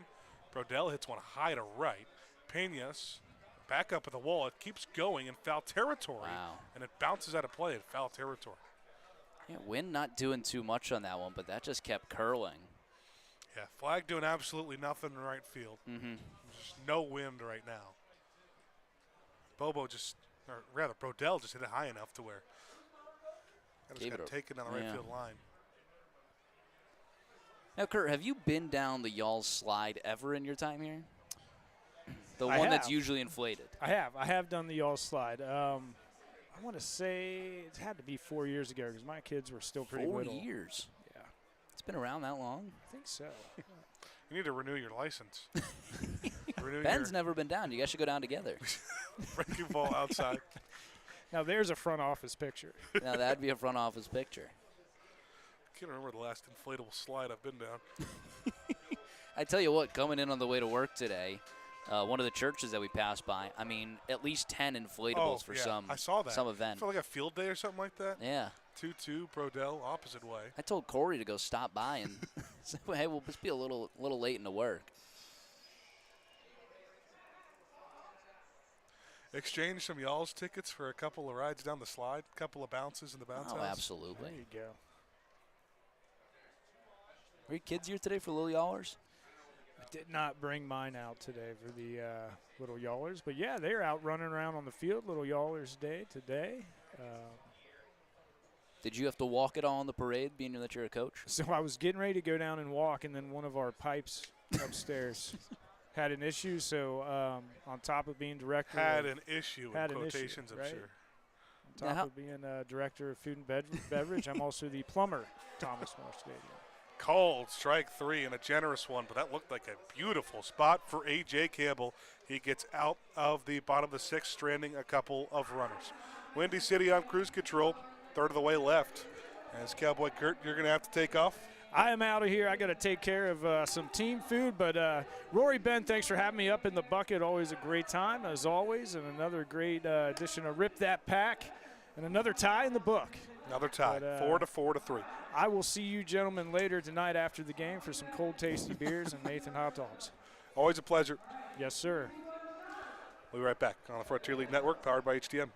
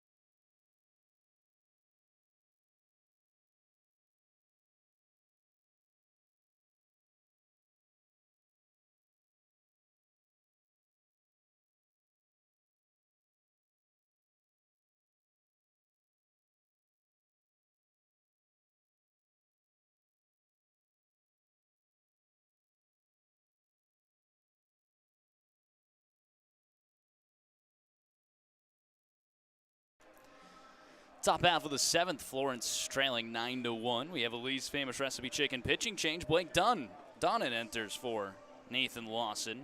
Lee's Famous Recipe Chicken, always fresh, never frozen. Nathan Lawson, 2 innings pitched, no hits, no runs, 1 walk, and 1 strikeout in his professional debut. Gives away to Blake Donnan, the right-handed pitcher for Florence, trailing 9-1. Victor Cherney, Oscar Serratos, James Dunlap, the first 3 to face him. Ben, we still do have a few this date in baseball histories that you deemed were interesting.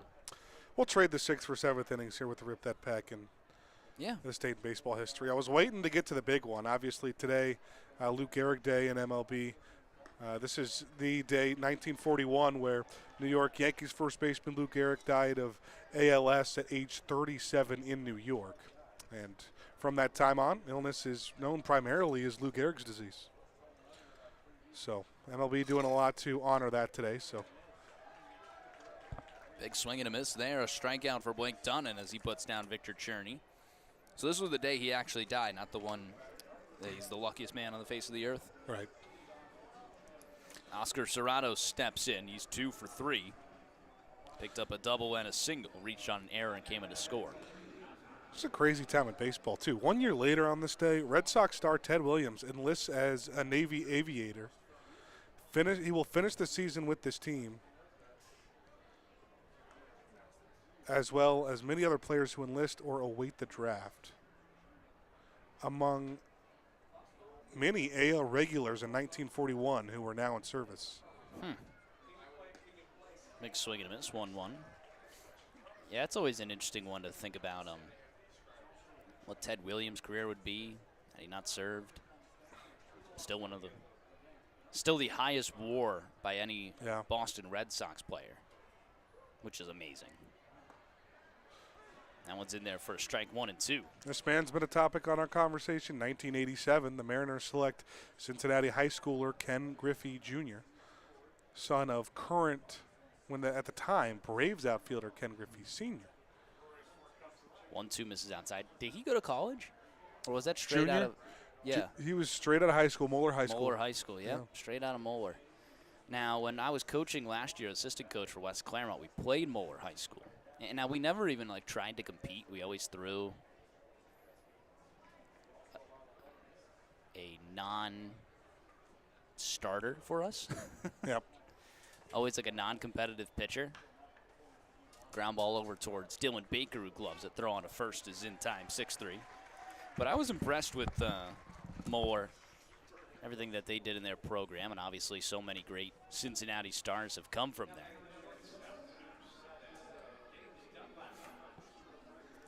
Ken Griffey Jr. just being one of them. That brings up James Dunlap.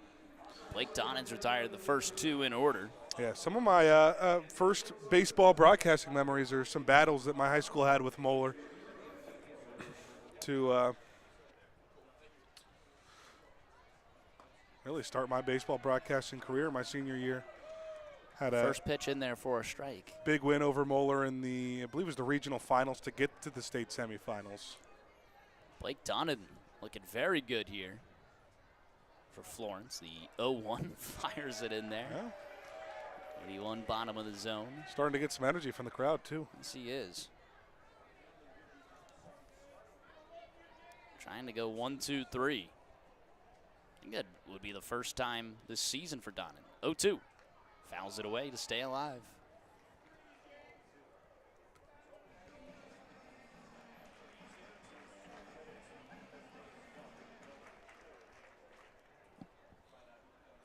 Y'all's trailing 9-1 at the top of the 7th. Sun seems to have set. Still some light in the sky, but nothing shining on the field.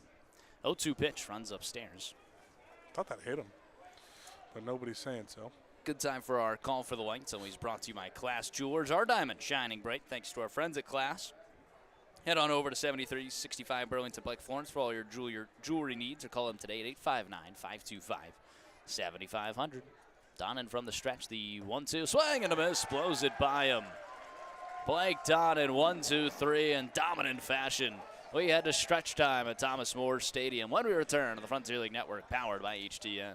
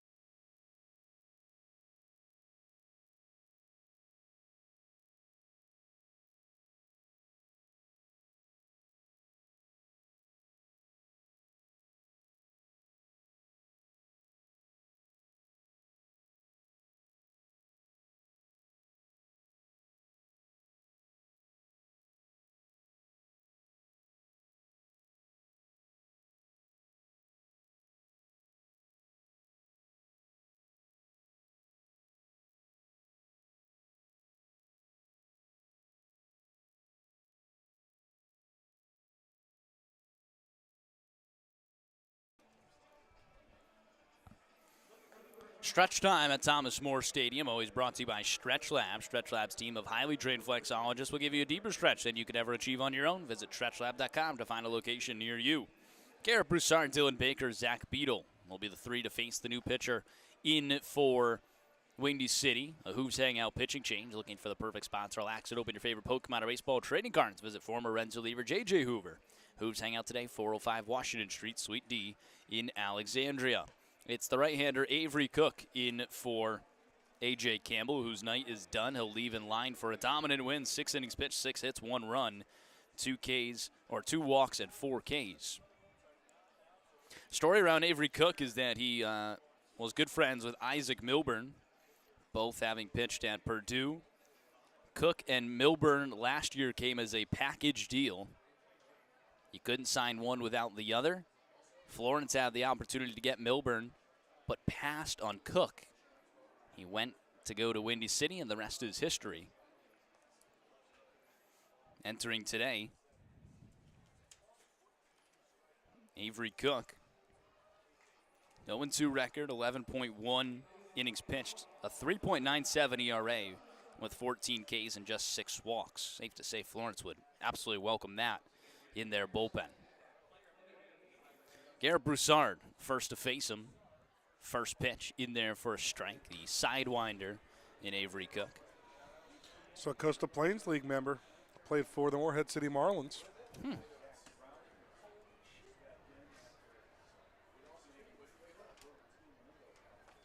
0-1. Broussard cranks that one out towards left field. Serratos working in towards the foul line. No one's able to get there. Just a long strike. Cook pitched 3 perfect innings against Lake Erie on May 12th. It was actually again in backup of A.J. Campbell. Last time out, May 28th, no decision, just an inning pitch, 1 hit, no runs, 1 walk, and 2 strikeouts. Lefties hitting 0.77 against some righties, just 214. Working third base side of the rubber. The 0-2 grounder over towards the second baseman. Gloves it. Throw on to first is in time.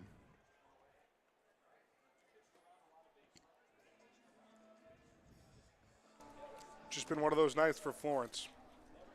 We've had some hard contact at different points, and they have not struck out much at all.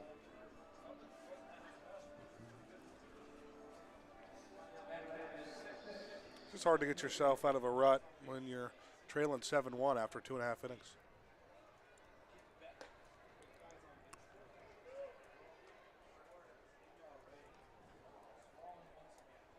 Brings up Dylan Baker, who's 0 for 1 with a hit by pitch.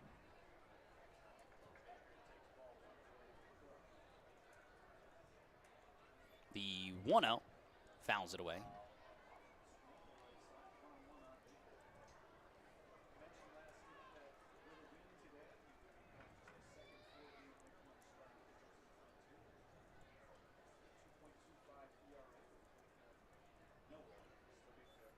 One swing and a miss. How great was Lawson, though? Very good. That's a heck of a professional debut for Nathan Lawson. Only faced the minimum. Yeah. Unconventional, but still faced the minimum. Look good out there. Confident. 1-2 pitch, swing and a miss. Good afternoon, good evening, and good night. Dylan Baker down on strikes. First K of the day for Avery Cook. It's one of the games for Florence where, you got down early, didn't see much energy the rest of the way. Yep. It's going to be one of their biggest blowouts on the season.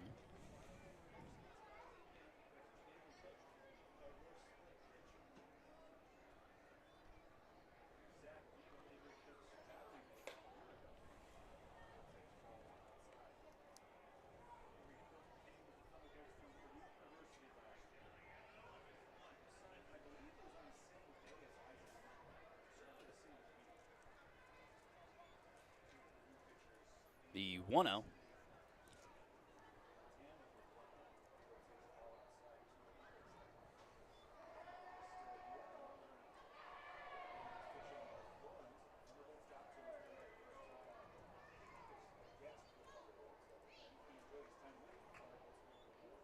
2-0 to Beadle. He fouls it away. Fastball inside there.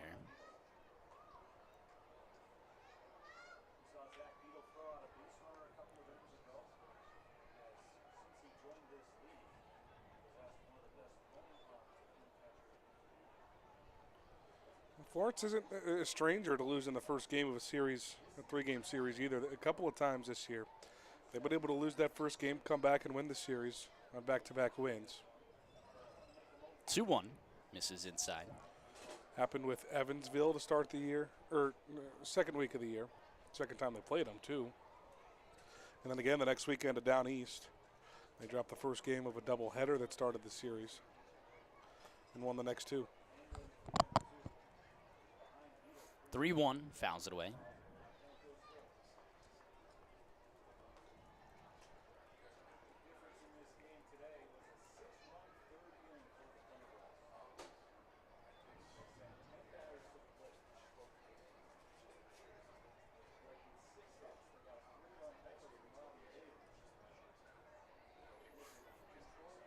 Cook, the payoff pitch, fouls it straight back.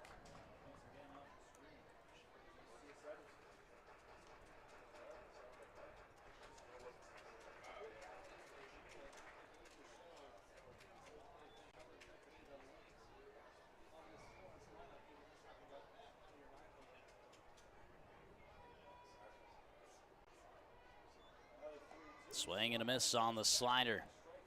Avery Cook puts the Alls down in order. Dominant fashion. We head to the top of the 8th. Florence trailing 9-1. When we return to the Frontier League Network, powered by HDN.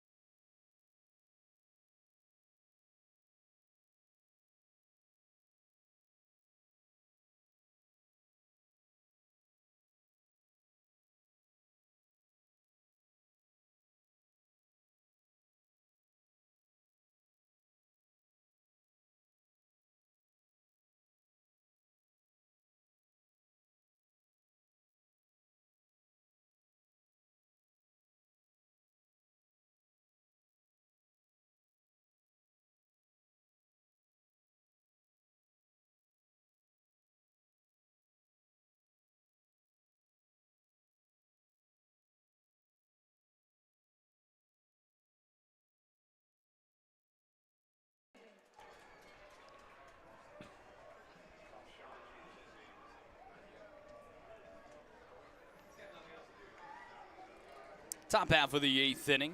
Blake Donnan out for another inning of work. Robbie Ayers, Jose Urdaneta, and Michael Sandel. 8-9 top for Windy City. Florence trailing 9-1. Just mop up work right now, trying to get to tomorrow. Brush this one aside.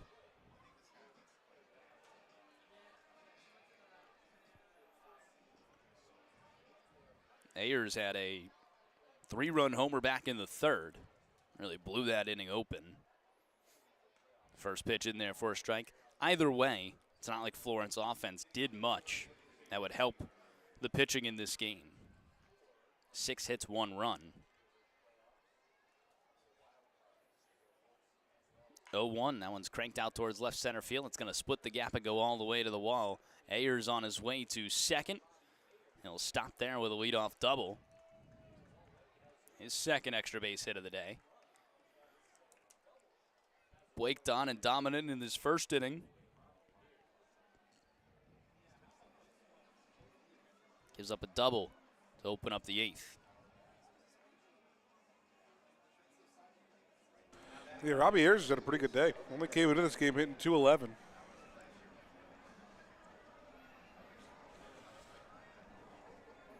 His one flyout, too, back in the 5th. Gave it a pretty good ride. Sent Bobo all the way to the track. Here's Here's Josue Urdaneta, the switch hitter in the lefty batter's box against the righty Blake Donnan.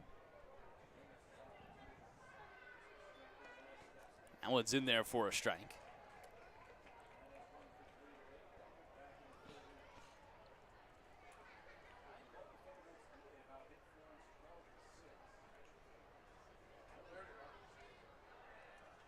Kick the 0-1.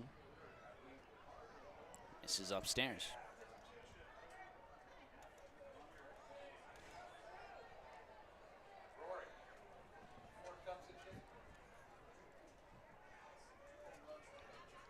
The 1-1 pitch. Line drive up the middle and through for a base hit. Shaneyfeld will field that in shallow center field.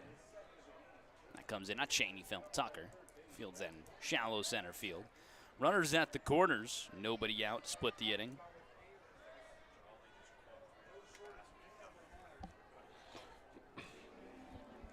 Ain't 9 hitters for Windy City keep getting it done. Both Ayers and Urdaneta. Two hit days for each of them.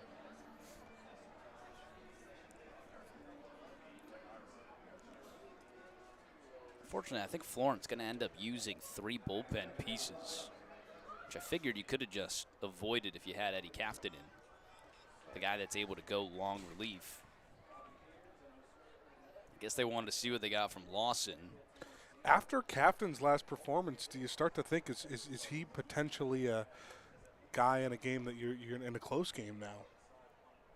The thing is, Cafton has had 2 really good appearances, except in the first inning of both where he got hit around and allowed some runs. Then he's settled in. Yeah. That one's fouled away. Now, if he can have more of the latter, where, he just settles in immediately, then I'd say the answer is yes. Either way, he's like the lone long relief option on the team right now. 1-2 grounder over towards Baker. Glove flip over to second for 1. No relay to first. A run comes in to score. There's a ton of speed there from Sandel. RBI ground out for Michael Sandel makes this a 10-1 ball game. That'll just be a 6-4 fielder's choice. Yep.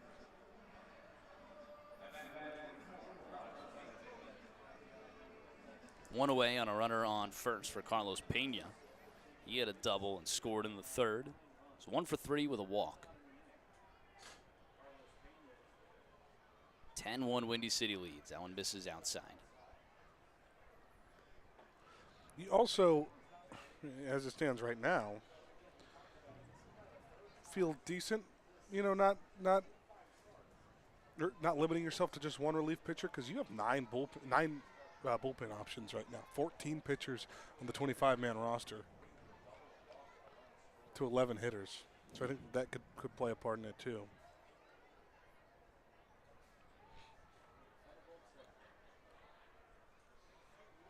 Here's the 2-0. That one's skied out towards center field. It's going to send Tucker for a ride. All the way out towards the warning track. He looks up, and it's off the batter's eye. Carlos Pena with a 2-run homer. 3 runs in the inning for Windy City. They extend their lead 12-1. Deepest part of the ballpark, and Pena just got all of that. No chance for Tucker at the wall. Like you said, off the batter's eye. 105 off the bat. I personally might have jinxed Florence in this ball game.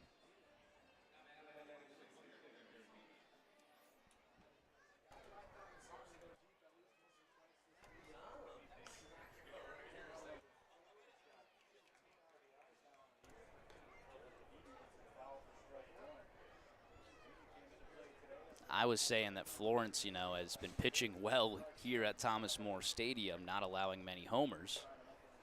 In fact, the pitching, was 16th out of 18 in home runs allowed. It's extremely good for a hitter's ballpark. Yeah. And, of course, they allowed 3 today. Baseball's got a way of evening out.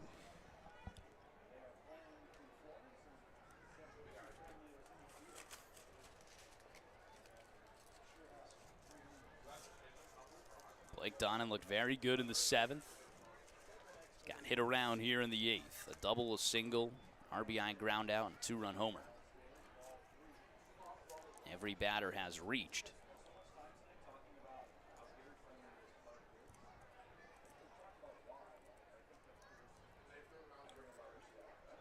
The 3-1. It's fouled away. It's just mop-up work. Again, we've said it before, Florence just trying to get to the next game. Hopefully not fare as bad here. It's a righty warming up right now. I believe it's Travis Phelps or Ahmad Harajli. I see the longer hair. Be one of those two. 3-2, fouls it away. You weren't kidding about your eyesight. It is very good.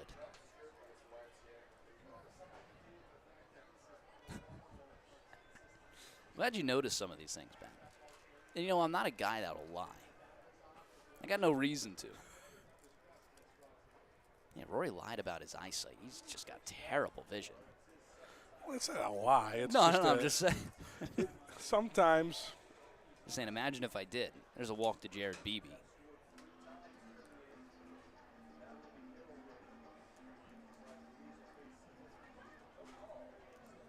Toby Hall making a walk out to the mound. And it will be number 24, Travis Phelps, coming into this ball game for Florence. Pitching change, always brought to you by Lee's Famous Recipe Chicken. We'll have it when we return on the Frontier League Network, powered by HTN.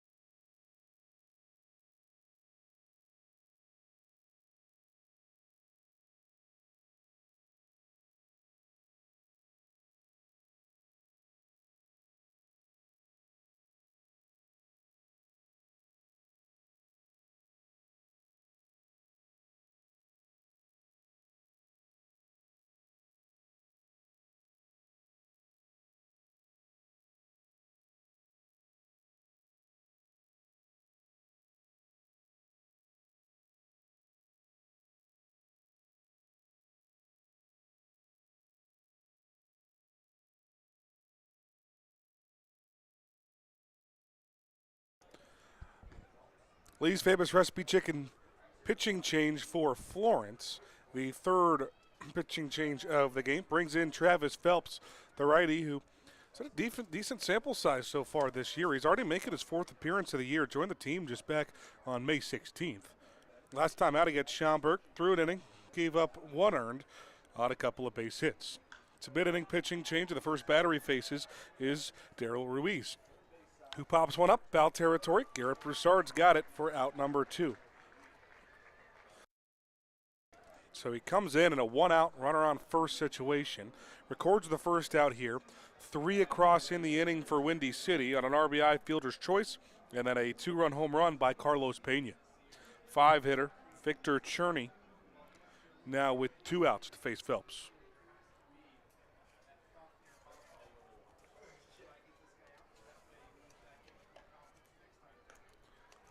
Really slows it down with that curveball and does catch a piece on that outer part. It's about as close as it gets. Phelps' ERA still sitting in the double figures. He slips off the mound as another pitch comes home. Saw that with Lawson earlier. Offers a ball to make it 1-1.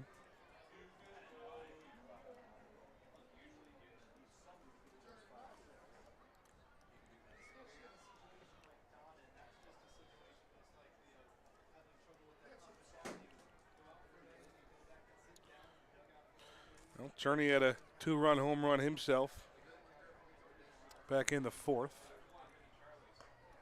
Phelps brings the heat on the 1-1, 92 miles an hour, and blows it by Cherney to get ahead of the count.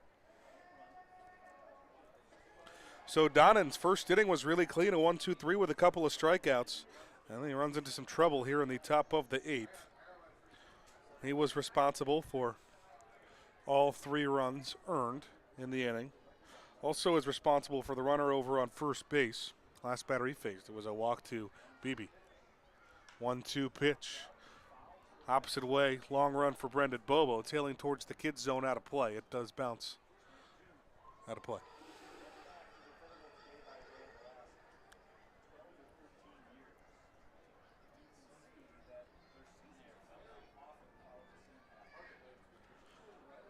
Cherney acquired by Windy City in a trade from Ottawa. He had 300 seasons in his first professional season for the Titans last year. Try another 1-2 pitch. Low.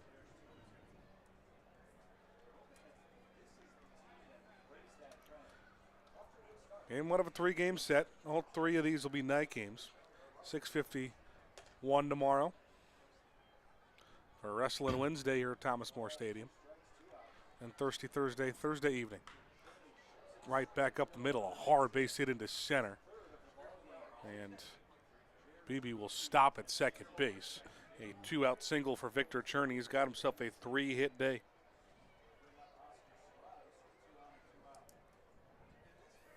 Serranos has been just as good. Now stepping up to the plate. 2-hit day, plus reaching on an error and scoring in that. Just a walloping from Windy City. A pinch runner for Windy City too, I believe.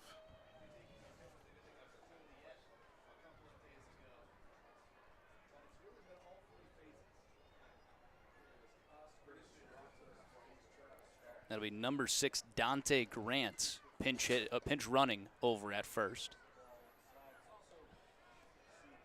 That'll end a very good day for Cherney.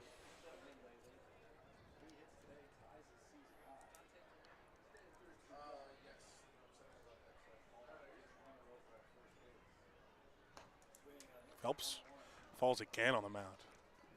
Got a swing and a miss, though. 88. Go to the ground every time to get that. That'd be exhausting. Would it be worth it? You're a pitcher. Would it be worth falling all the time? Probably not. Especially on the turf, you get turf burn. Now, would I do it if I had, a perfect 27 outs? Yeah, absolutely. But who wouldn't? I'd wear knee pads. Come out to the bat in full football uniform. 1-2.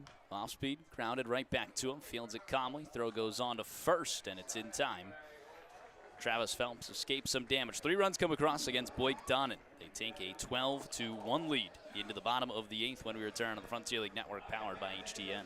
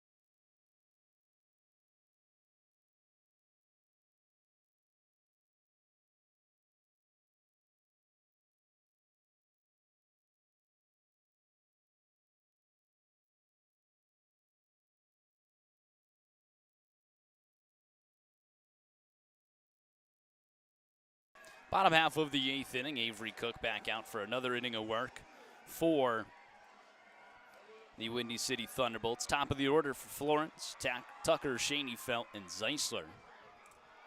Trailing 12-1 in a game to forget for the Yalls. Tucker actually got the Yalls on the board in the first inning. Florence struck first, a double from Tucker, and then an RBI single from Zeisler. The bats disappeared the rest of the way through. Florence, 2 chances with runners second and third. Weren't able to get anything across. And I think a lack of activity in the Florence Yalls audio stream probably is the reason for it. No comments today. They just have to be better. The fans, of course, in the comment section. Absolutely. Jackson Tucker, 1 for 3. Double and a run scored. First pitch in there for a strike. So back to the conversation we did have earlier. Do you think cream should be the first one I get? You know what? I do, and I should also get a cream, but I also need a Kentucky Red. Okay, I feel like I have to at some point have the blue. Everyone does. Everyone does. The whites, take it or leave it. You don't see many white pinstripes around. No. I tell you what has been dynamite today, and that is the new Ethernet cable, which is just phenomenal. You know, Wi-Fi is a great invention, but Ethernet's just. I mean, it's been better than our stadium Wi-Fi. It's just the Hall of Famer. Oh, it's a Hall of Famer. I thought you were going to say something bad about it. No. I'm saying that Wi-Fi is just this new kid on the block, but Ethernet still just gets the job done a little bit better. Maybe I'm too old. If I could have a universal Ethernet cord, just always traveling with me. There's a soft roller over towards the first baseline, fielded by Ruiz. He just tags it himself for out number 1. If I could have that consistently following me, then yeah, I would choose that option. Just to be hardwired in all the time. Glad we're on the same page. Let me ask you this question out of the blue. You get 5 liquids to go out of each of one of your fingers. Which I've heard this one, and God, I've put so much thought into it. Brett Blomquist pinch hitting here for Tyler Schoenfeld. So I think there's one obvious. I think there just has to be, and that's just got to be gasoline in one of them. Especially during this time. I mean, absolutely. Just money you save with some gasoline. And I'd go out of my pinky just so I never confuse it with anything else. Ooh, thumb would be the one. You go thumb?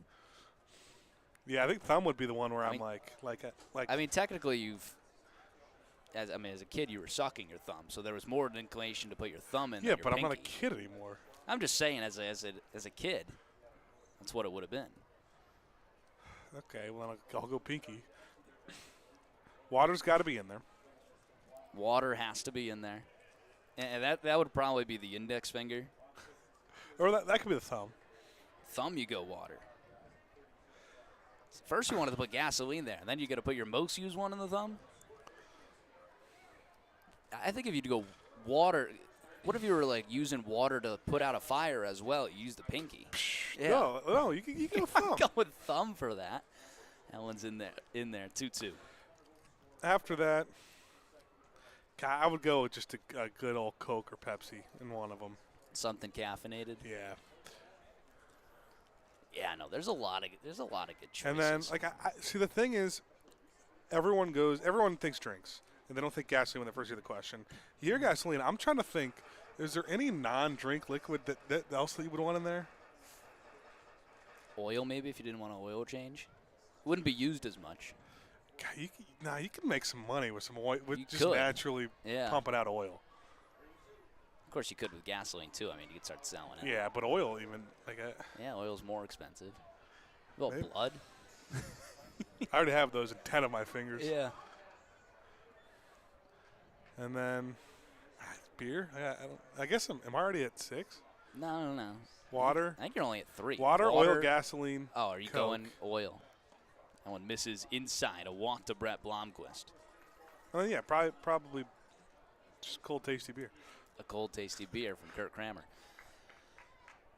It's a good 5. It's a good starting 5, and I'd be with you on some of those for sure. I honestly don't know if I'd go beer. I would definitely Thornbush? go. I might go Thornbush lemonade whiskey. I would definitely go gas and water. That's an obvious. Yeah. And I'll need something caffeinated.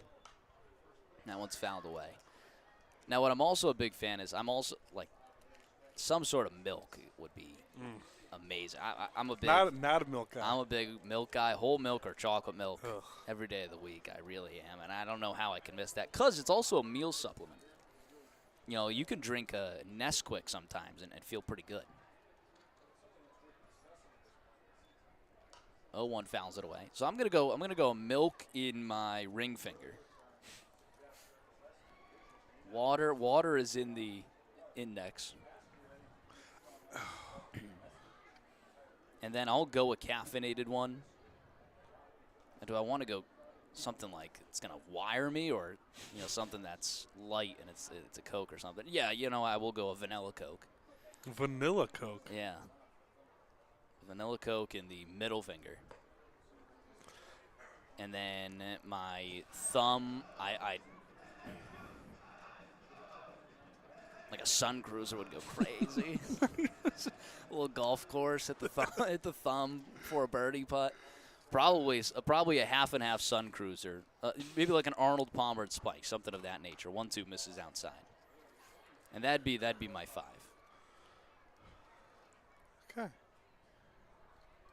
Yeah, I would go gas in the pinky. Mm-hmm. Oil in the ring. I'll go water in the pointer finger. I'll go beer in the middle finger. And then I'll do my Coke in the thumb. 2-2 punches it over towards the second baseman, Urdaneta, who waits under it, makes the grab. For out number 2, Zeisler is retired. First time today he hasn't been on base. It's a very good question. People don't think economically enough about it. They just Now, think yeah. about their top 5 favorite liquids. Now I didn't go oil. I know you. Do I get some sort of discount, some friend discount, maybe a 40% front office discount? If I get your Sun Cruiser discount, you Okay. can get mine. Okay. Well, no discount on the Sun Cruiser. I'll give you that. I'll give you that for free. Although that would entail you drinking out of the thumb. Or I could pour it. And that's a good way to pour, too, if you just dip it over with the thumb. That is true. It's a great, natural pouring. yeah, it's a natural pour. pouring method. That's really good. You might have to switch your beer there. God. Yeah. The 1-0 misses outside to Brendan Bobo. And this is the type of conversation you're going to get in a 12-1 ball game. We haven't really had many of these at home. No, this is the biggest blowout of the season for Florence right now, surpassing their previous 12-3 loss against Washington. Unless Bobo can go deep right here, 2-0 swing and a miss. Okay. No, I looked at the Chat GPT. I just Chat GPT'd or Google AI or whatever Google is nowadays. Yeah. All right. They say thumb water, Okay. pointer finger gas, middle finger coffee. I'm not a coffee guy. That can be my Coke substitute. Yeah. Ring finger liquid gold. Wow. I mean, you might as well, right? 2-1 swing and a miss. I guess, yeah. And pinky finger premium alcohol. Premium alcohol. Is that like Dos Equis? Premium be Dos Equis? I don't even know. It's just top shelf, whatever they're saying. The perfect party trick, whether it's to treat friends. 2-2 serves it out towards center field. In comes Sandel. Makes the grab to end the inning. We head to the top of the 9th. The Y'alls trailing 12-1. Run return on the Frontier League Network, powered by HTN.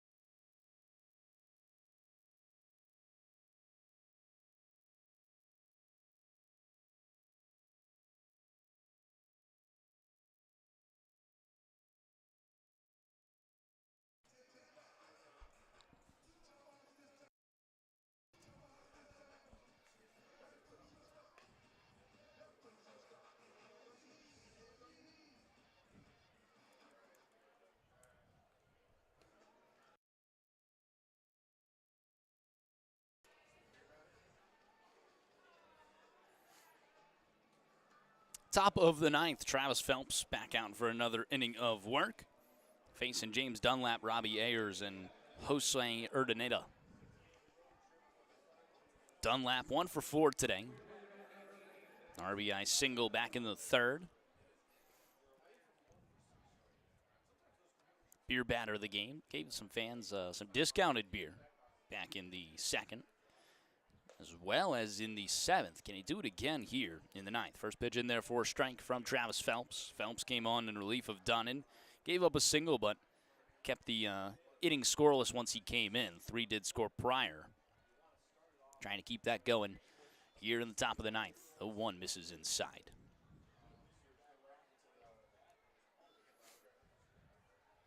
It's been a lackluster day for the Florence offense.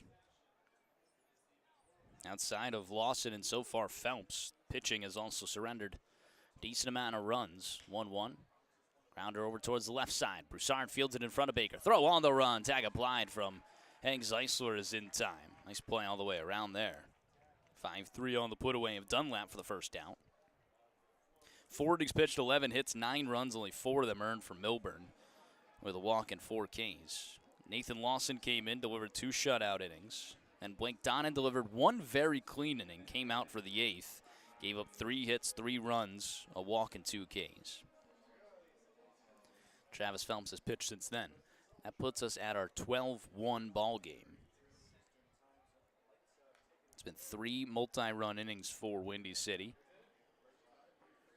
First pitch fouled away in 0-1.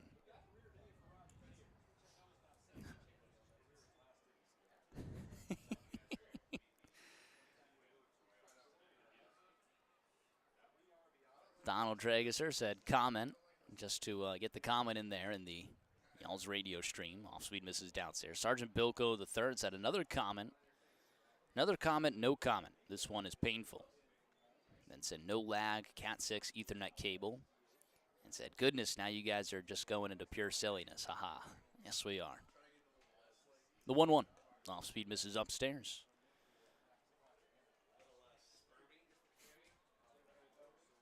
Sometimes it's what you get in minor league professional baseball. It's a tough game here for Florence. You know, we've been saying since the 4th, just try and get out of it and focus on the next one. At that point, they were already down 9-1. This audio cord gets shorter and shorter every game. It's shrinking somehow. Here's the 3-1 pitch. Misses outside. Walk there from Travis Phelps. Puts a runner on first with 1 away. Jose Urdaneta stepping up to the plate. Sergeant Bilko III, I'm interested. I know you're a big Garrett Broussard fan. What is the relation there? Are you just a close friend, relative? Be interested to know.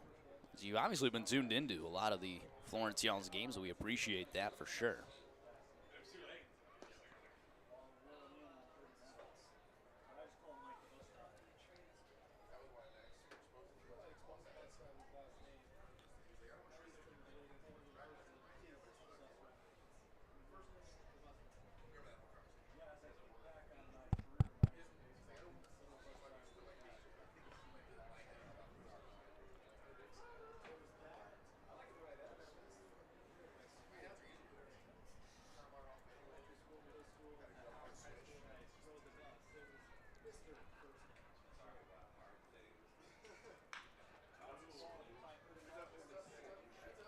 Ground out to second for 1.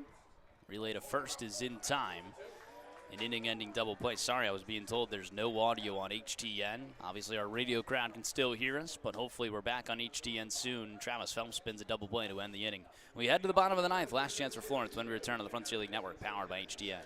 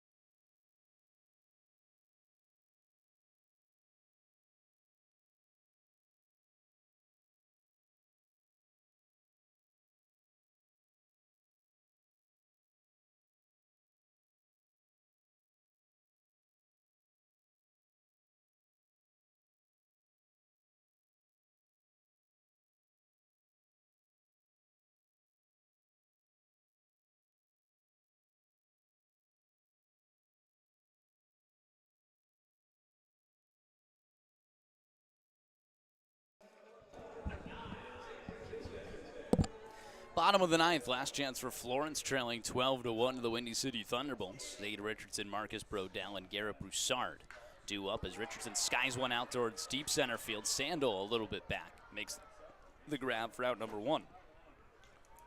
Lee's famous recipe, or actually a Who's Hangout pitching change. Looking for the perfect spot to relax and open your favorite Pokemon or baseball trading cards.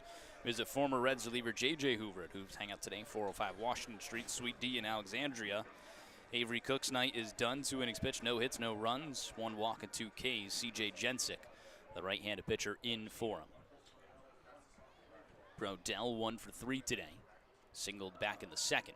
First pitch misses downstairs. Got an answer from Sergeant Bilko. He said, wife's cousin's son. Now we'll tune in all year. We plan to make it a week in August too at Florence. That'd be great. More West Coast. The 1-0 swing and a miss. That makes sense.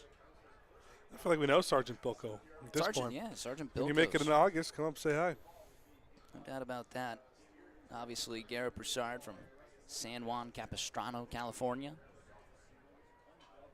That would make sense, being more on the West Coast. The 1-1 fouls it away, 1-2. Good thing for Sergeant Bilko, it's only 6:40 right now. So, Sergeant, you're technically tuning in a lot of the times, or end of the workday.